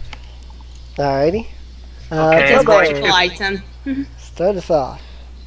I'm going to try to cast Fairy Fire again. So as to not hit anyone but the ghost. Or projection, or whatever this is. Right. So make a dexterity saving throw. Yeah, put it right here. Put the zone there. Dex saving throw. Yeah. If it beats 12, you save. Send the back. 1d20 plus Dex mod. Yep. Yeah. Okay. Does silver counts as magical item to hit Silver the should ghost? work on undead. Ghosts. A silvered weapon doesn't count as a magical item, but I believe that your silvered weapon was a magical +1 blade. Yeah, that's true. It is a magical +1. Paulo quickly hands it over to Nils. Well, I'm gonna move over this way again. I end my turn. Let me go ahead and Alrighty. Nels. Hang Yeah, on a I don't- second. I have to actually see what a longsword has. Yeah, I don't actually remember the silver sword anymore. It's been too long. I Okay, don't have it written it's down versatile. anywhere. I can use it. Mm-hmm. All right. All right. Nels is going to walk up to it. Oh, it's Mappa's, Yeah, it's still Apollo's turn. What now? wait a minute, I think I messed up on Yeah, that. Let's see. It's Apollo's initiative right now. Oh, then when to call my turn? It, wait, it's Mappa's one. That's not including the proficiencies, but you got proficiency. I have my too. own stats for it. It's fine. Okay, I have the equipment sheet open with it. sorry, I wasn't quite sure. Okay. Oh well. Anyways, Apollo goes over and and he shouts out "Flaming Strike" and hits it with his fire long sword. Swing with your fire longsword, alright? Flame ether. Make me an attack roll and all that. 16 versus AC. I'm pretty sure that hits. Yes, it does. Damage roll. Okay.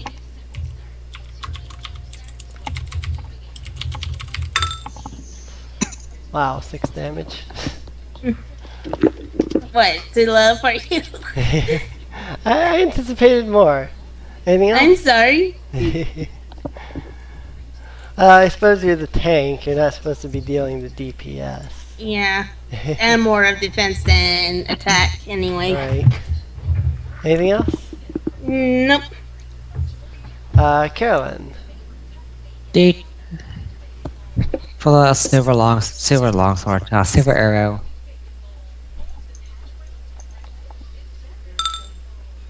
Hit.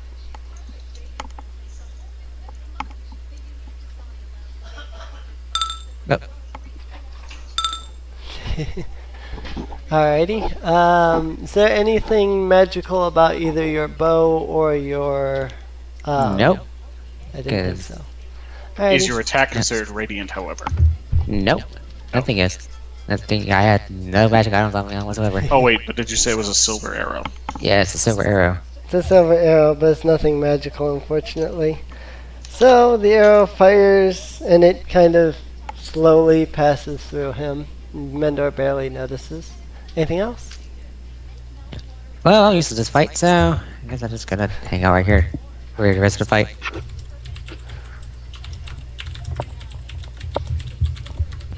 Nels. Okay. He's gonna move up here. He has advantage now.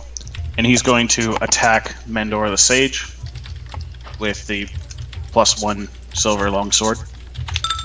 Alrighty.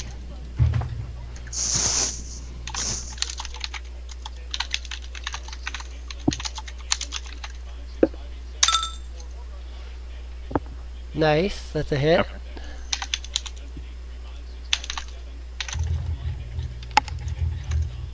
And I'm gonna throw in a smite.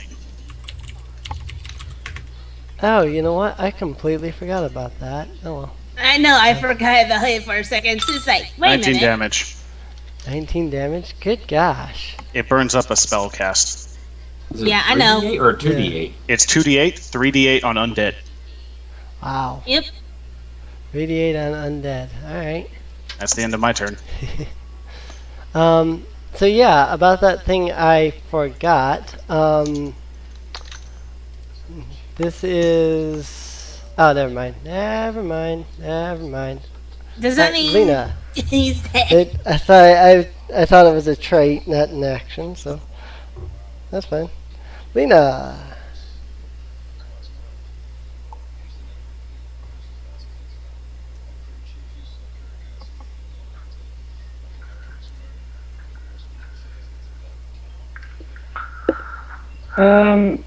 Leena can't exactly do anything either. So she's just gonna sit this one out. You can move into flanking. Give Phoenix flanking. Oops. I don't wanna got get near my that bloodied. Alright, that's cool. Alright. Mendor. Uh-oh. Mendor is going to screech very loudly. Anyone within 50 feet of him, make a wisdom saving throw. Oh Is dear. this a fear the- saving throw or what? Yeah, it's a wisdom saving throw against fear. Carlyn, yay. you cannot see him, so he does not affect you, but he affects everybody else. Okay. Is he attacking Leena and Phoenix even though they really aren't attacking him? It is Yes. an attack that hits everybody within 50 feet.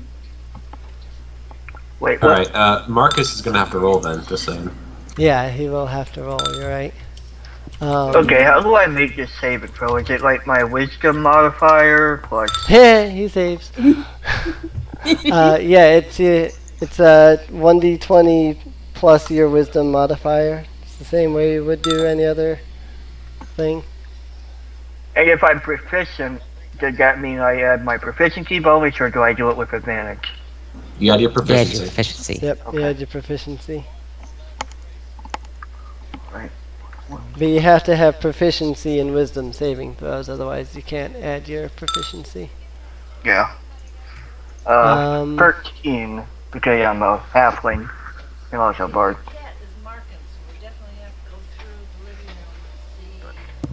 You have advantage on wisdom saving throws? Yeah, frightening saving throws.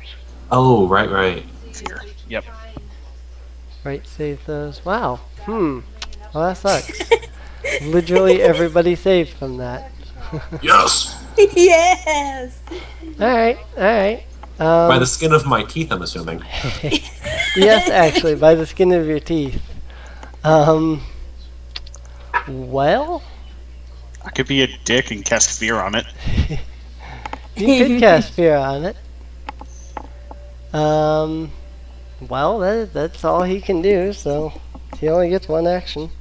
Phoenix. Alright, now, Phoenix didn't want to go up against this guy. She just wanted to return the books. But if he's going to be pulling this shit on her, she's going to defend herself. So, fly over there. I don't have advantage. I would have sneak attack because adjacent, no bard song. And that is magical, by the way. That is magical, alright. Then that takes him out. Excellent. He had 5 health left. But yeah, I can't believe I forgot about the divine smite for a second. Yeah, what I had forgotten about was the horrifying visage, which I thought was a trait. Because it says each creature within 50 feet of the specter that can see it must make a DC 10 wisdom saving throw. So I was like, oh crap, I didn't do that at the beginning of his round, and it was an action, not a trait. I thought that seemed a little overpowered for a trait, so alright. So yeah, that was an action. So yeah. As Mendor goes down, the last little bit, his last dying statement, if you will, is return the book.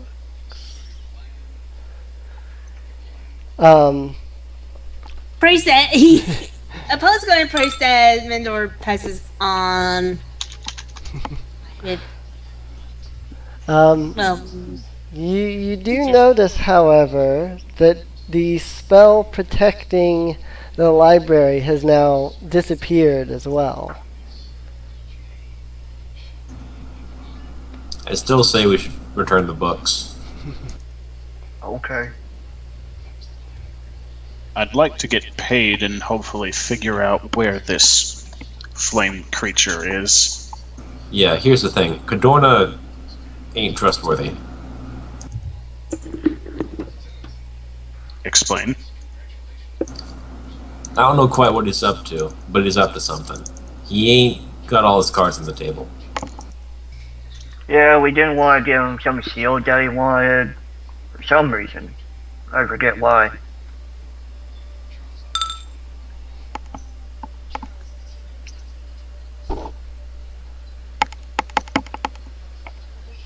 But we will be keeping an eye on him when we do keep on seeing him. Think this man might stab us in the back at some point? Wouldn't put it past him. I'm not so keen on working for someone like that. Me neither. However, I do want to help return the city, and that's what I'll try to do. Yeah. If he wanted these books, it's probably for a reason. We could probably, Ask. do something to him, and then say, this is how we found him. Get paid, and he doesn't get what he wants. That could work. Mhm. Anyone have a match? I got a flaming sword. Good enough. Let's char the words a bit. Mhm. Apollo still has his sword out and is still active, so You could probably pull a few pages out that, pages that we find interesting, ahem, the handouts. Yeah, we Right. could just do that instead. So Nels is gonna rip out the pages of the books that he's carrying out and which one he's carrying. Apollo charged the books a bit. Alrighty.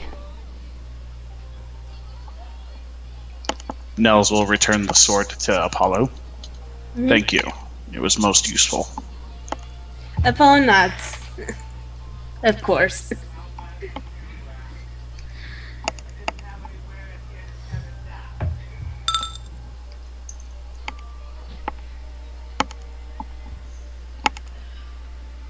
Shall we move on then? Oh, as long as we keep quiet about their condition.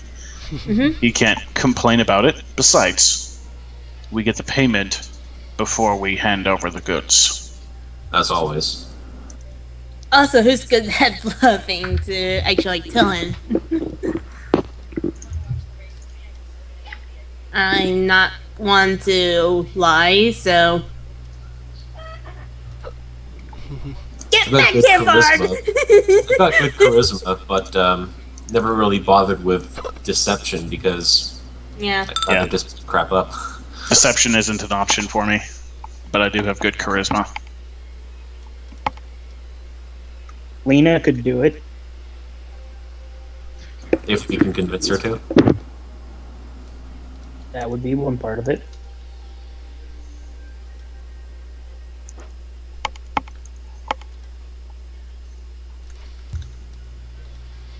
Hmm. If this man's likely to get one over on us, I'd rather be done with work for him and find someone a bit more And dependable. before we tried the books, we found nothing of use about them, right?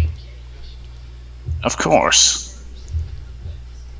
They were in such horrible condition in that tower. The barrier had been worn down so long ago.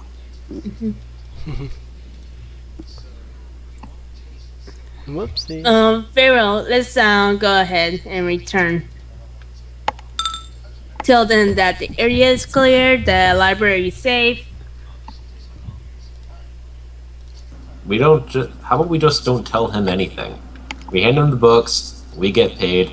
If he asks questions, we don't answer. That way we don't have to lie. That works. Frankly, I don't care about him. I don't care if he's suspicious. I really don't. I mean, he's a good source of money, but I don't trust him. Keeping my skin where it is more important to me than him getting what he wants.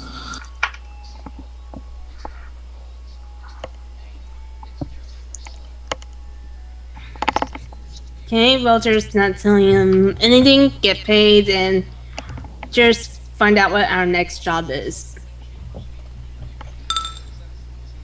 Well, once we get this old man healed up, we could probably figure out where that flaming man is. I'm not comfortable with him around town. True. But yeah, we'll do that before we actually go to the console. Alright, so we got a plan then. Yep. Head back, Yep. drop off the old guy, and then go back to the council and do our thing. Alrighty. Yeah, we're almost done, Luca. Yep. So, Just about done. Alright. Back to the city of Flan, where I've posted all of those handouts for you guys. I think I did. No, I don't think I pasted them all in there. Let me find all the numbers again. All dem excellent lines. Hmm? All dem excellent lines. Or exact lines. see you, Flan. Alright. Here you go. 19.8. We're back up it. Oh, did we get XP for the ghost? Oh, yeah, I forgot about that. Sorry. Hang on. Not much experience from the ghost. Page 2, object layer. Sorry, I'm trying to keep all the handouts here organized. Experience for Mendor. I don't know. I closed Mendor's sheet apparently. Hang on. 1 million experience. Yay! Level up! 47 experience. Cool. Okay. That balances out very well. I'm at exactly 150. Extra. I haven't actually bothered to look at how much XP I started with.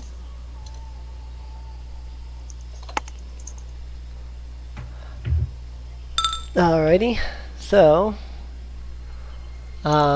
guys, make your way back to the civilized area of Flan. By this point, it's definitely night, just as a note.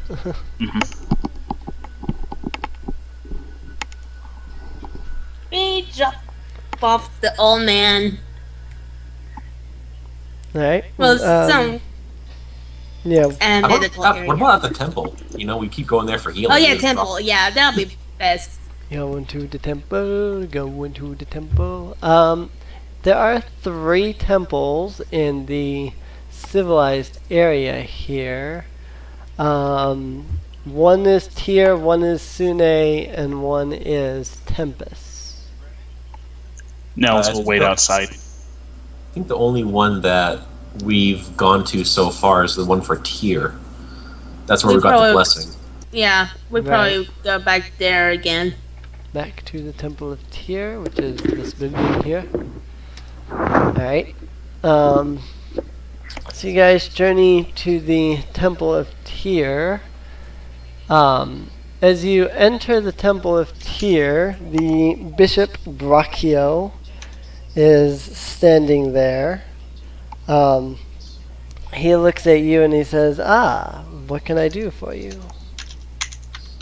Can you take care of this old man? He's seems mentally not well. Brachio steps towards him, and just as he gets closer to him, the man shouts out, "He's coming! He's cloaked in flames!" Yeah, we know old timer. Brachio kind of steps back for a moment as he screams and shouts for a moment. He waves for a couple of clerics, and they come over and restrain him. They spend about half an hour examining the man, and then the Bishop Brachio comes back to you, and with a grim look on his face, he speaks up and he says, as soon as I find it, where is it? He speaks up and he says, I must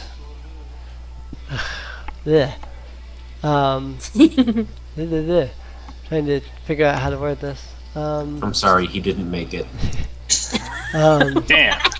he looks at you and he says, "Unfortunately, there's a very grim truth to be had here. The man that you have brought here has lost his mind. But unfortunately, there's only one way we can cure him, and I'm unsure of its morality." He says, unfortunately, the only effective way to cure him will Hit the be phone to down. completely blank his mind and make him forget his entire life.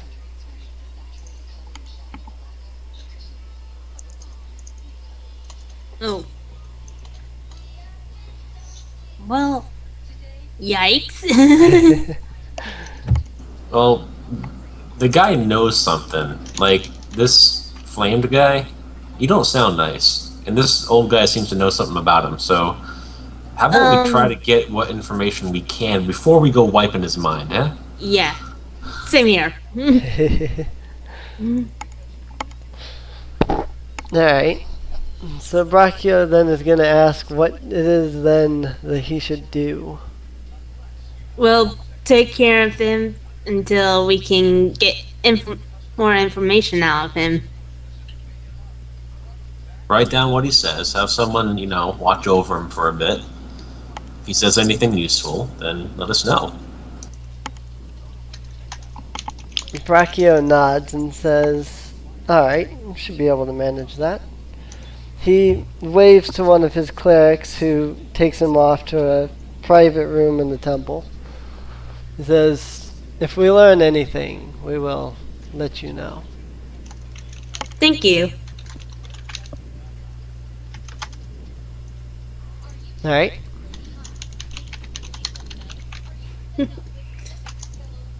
I guess after that we go ahead and get paid for the job.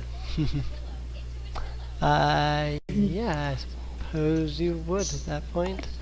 Sorry, I'm kind of It's alright. looking for something. Where did my old man token go? There it is. It's actually very important that I place this token. Alright. In that case, you can head off to the council hall. Which is this building here. Oh, so I was at the right place anyway. As you enter the council, Porphyrius Cadorna is standing there and he opens his arms wide and he says, "Ah, you've returned." Yes, and we brought the books you asked for. Alright. Porphyrius takes the books from you and he looks over them and he says, "This won't do. This won't do at all. These books are falling apart. I simply must get these books to an inscriber at once. Can't let these ancient texts fall apart and lose the information on them." He then turns to the party and says, "Ah, yes, I'm sure you want your reward as well. As I promised, the gold for the items on your list." And he hands you whatever the accumulated total of that is. Is that each, or is that, to the party? This should be each. Okay. All of your rewards are technically supposed to be each. So, So, we just let's weren't see. factoring them right originally. That's all. 60, 70, 20, 20, 20, 20, 100. Okay, thanks, Mark. What is that now? 650 gold. For each 650 person. gold for each person. For that quest, or is that your total for the adventure? For, For that quest. Damn. I know. Right? This campaign gives you guys a lot of money. I mean, it gives you a lot of money. Well, when you consider I need to get a magic weapon, that makes sense. Yep. I'm not going down the holy route where they get to turn their weapon into a magic weapon. Alrighty. Anything further you wish to say to the council? About What will learned? be our next quest? Your next quest. Cadorna smiles and he says, "Ah, yes, I had forgotten. I should probably give you your next mission. To the west of the Scholars District is a textile district. For you players, that is that blue one there that is right next to the Scholars District. Alright. He says, the textile district was once where my family line came from. We, the Cadornas, were once the leaders in making tapestries, carpets, and all sorts of other things of that variety. Unfortunately, my family was driven out by monsters a long time ago. I would like you to deal with the monsters there in the textile district for me. I can't tell you what you'll face, but I sent another adventurer in there only a few days ago. He was a half-orc. I believe he called himself Skull Crusher. He seemed capable of handling the mess himself, but I'm beginning to think otherwise. Find him, or what's left of him, and clear out the textile district of any and all monsters. Our spies say they might also be using my family's home as a base of operations. If this is true, you'll need to clear it out to deal with all of the monsters. I will, of course, give you a hefty reward for this as well. I'm willing to offer you 20 of my most precious gems as a reward. I'm sure they're at least worth a few hundred gold altogether, if not more. Each. Yeah, each. Apollo nods and he heads out. Alrighty. You don't want to tell the council about any of the information? Not while he's No. present. No, while he's present. Alright. Well, before There we is end one for tonight... Oh, Uh, never mind. We could ask about that patch of freshly growing earth. See if they know anything. Good. Yeah, because I don't think the ghost was doing that with the garden. I guess Phoenix will ask that. She's going to turn to Ronowin and ask, we came upon this park sort of thing near the library. It looked healthy, but no one's been tending it, or someone's been tending it. What do you know about it? Ronowin scratches her chin for a moment and says, that sounds like Mendor's garden. He was known for tending to his garden a long time ago. You should keep tending to it. It's a nice place. She nods and says, I can only assume, I mean, I don't know what went on there, so that is all I can assume.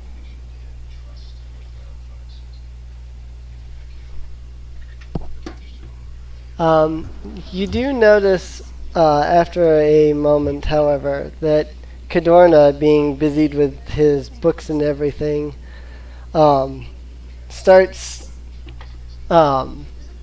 shouting about needing to find an inscriber again, and then he runs out of the council hall.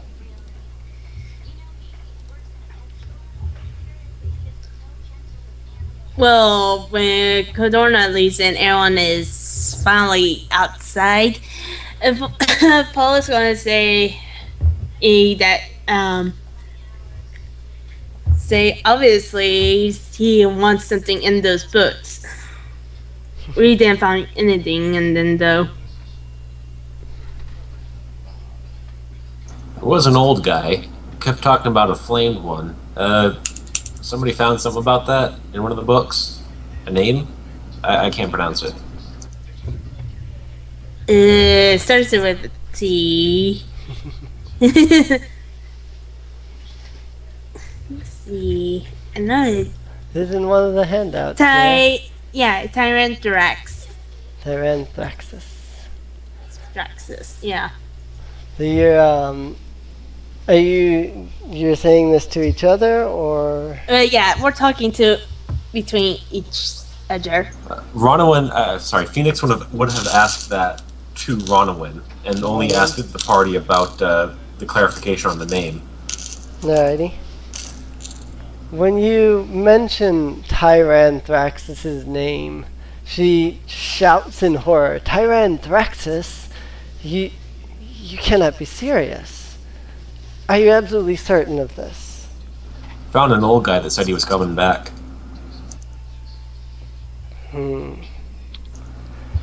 Tyranthraxis. He is one of Bane's lieutenants. One of 5 remaining lieutenants, to be exact. The last we've heard, Bane's 5 remaining lieutenants were Tyranthraxis, Thorn, Callistus, Tenatol, and Gothmanez. With Gothmanez, of course, being the highest in rank between the 5. If Tyranthraxis is, in fact, the boss, if what you're saying is there's a chance that he could be the boss, that means we're going up against one of the greatest threats the Moon Sea has ever seen. Tyranthraxis is ruthless and powerful. No one knows anything about him, just that his alternate title is the Flamed One. It is said that entire armies have stood against him and fallen before him. Ronowin's entire body actually begins to shake as she looks down at the table. If Tyranthraxis really is the boss, we may not stand any chance of defeating him. I'd like to do an insight on Ronowin. I want to see if she's trustworthy. Alrighty. As far as you can tell, she's trustworthy. You don't have any reason to not trust her. Alright, in that pretty case, good insight. Phoenix is going to pipe up. Some of the books that Cadorna wanted mentioned him. And, hey, take it however you want. I don't trust the guy. Pretty sure you don't either. So, draw your own conclusions.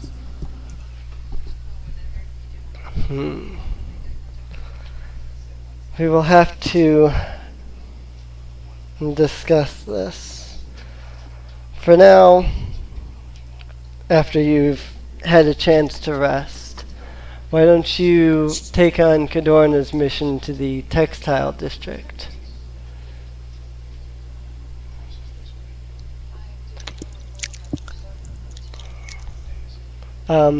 She's actually going to look at Carlyn at this point and ask her, what can you foresee? I'm back. Welcome back. Welcome back.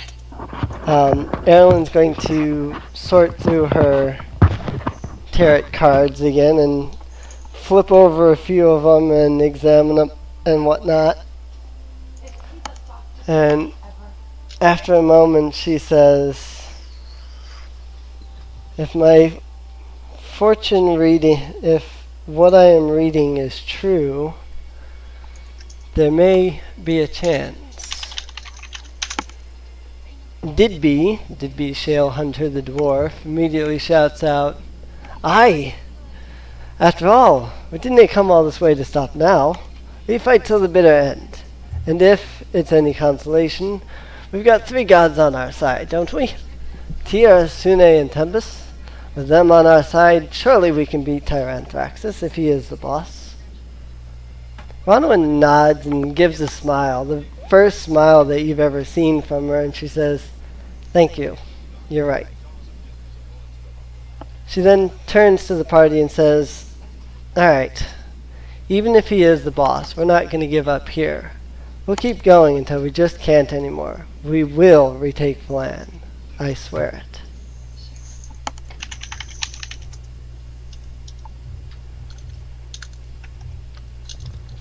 And that is about it. So, One more question to her. Alrighty. Apollo's gonna ask her why I forgot his name. Sorry. Really need to keep track of the names.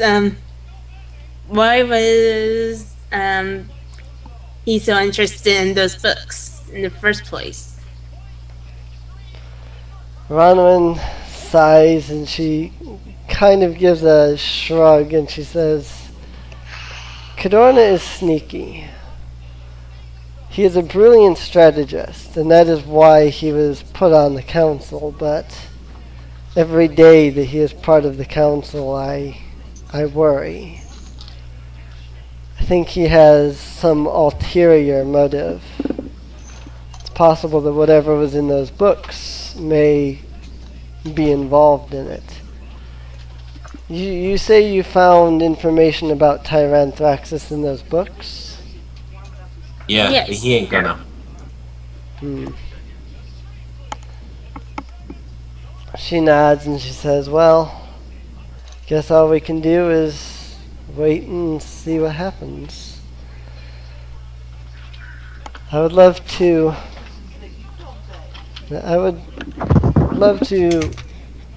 tell you more, tell you that everything will be alright, but I do not know. As it stands, if I had the power to remove Cadorna from the council, I likely would, but At this, Apollo's replied, if that's the case, can you tell us anything if he acts strangely to you? Well, not to you, but just in general. If he does anything, says anything strange. she nods. I will keep you informed for certain. We all seem to be worried about Porphyrius. You want him to have an accident one day? Apollo looks at Phoenix like, just gives her a look. What? Removing a problem. Just saying. Ronwin It's one guy. just- Come on, we just killed a ghost. Ronwin That just was a ghost. There's a difference. right. Ronwin kind of stares at Phoenix for a moment and then says, if we need for something like that to happen, I'm sure I can arrange something with you. That's good. She kind of half glares at Apollo and says, as long as the paladin doesn't get in the way. He won't. Phoenix says is if he's doing some evil deeds, then I don't mind.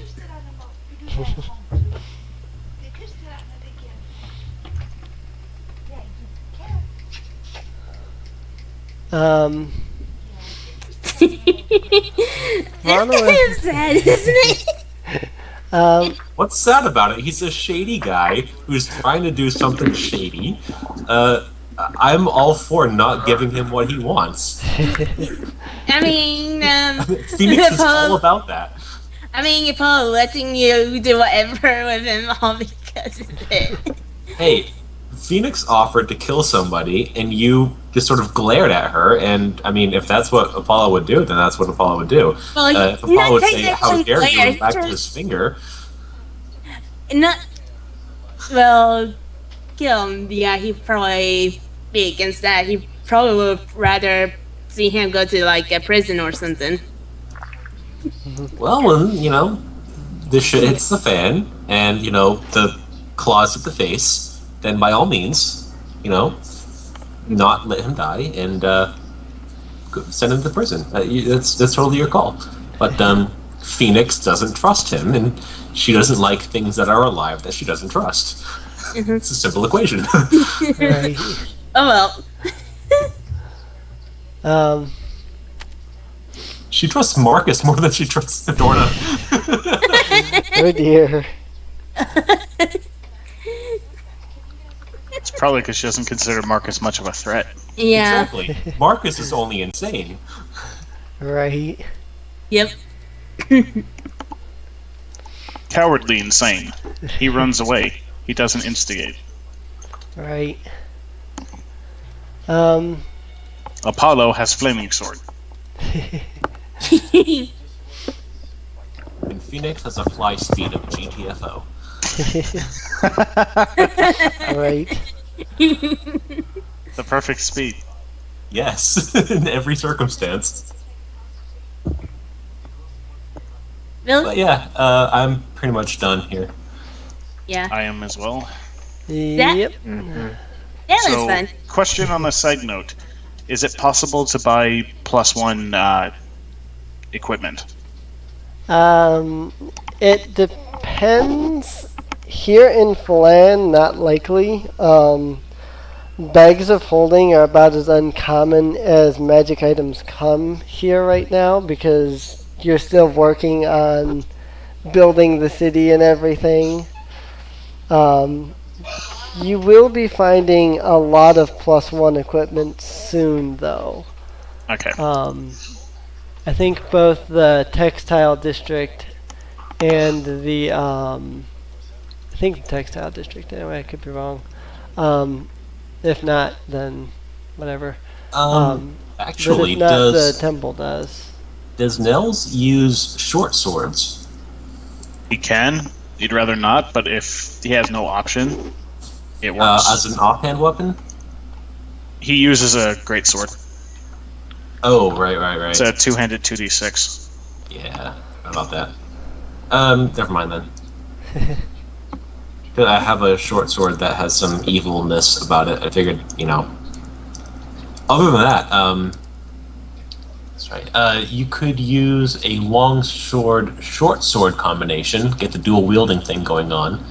You could borrow one of Apollo's magical long swords. I was figuring I can always let him borrow probably the silver sword more than the flame sword because he actually gets it to work for him.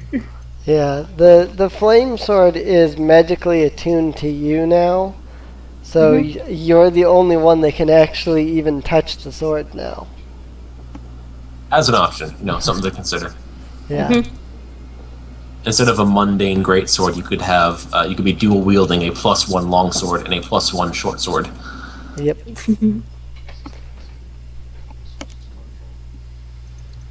Okay, then another question. Yep. Is there a blacksmith in town? There is a blacksmith, yes. Is he working? Is he working? Yeah, well, yeah, he there's a blacksmith in town that's working.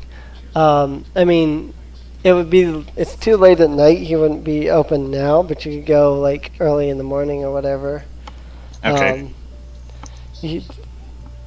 The way that we've been doing it is whenever you guys return to the council, you're usually there for a day or two as it is, so whatever you're looking to do, you can probably do in that course of time.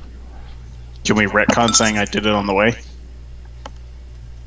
I want to pick up some. Oh wait, no, I couldn't because I wouldn't have been paid yet. Yeah. Okay. But yeah, we can spend like 2 or 3 days here Yep. if you're trying to get something done. I'm gonna pick up some splint mail. Alrighty. If I get sword. the splint mail, and then I switch to the dual wield feature, then I don't lose any AC. Nice. Sweet. Very nice. Alright, then Nels is going to try to convince. I was going to call you Hiroki Ray. Apollo. Hey! Yeah, that's fair.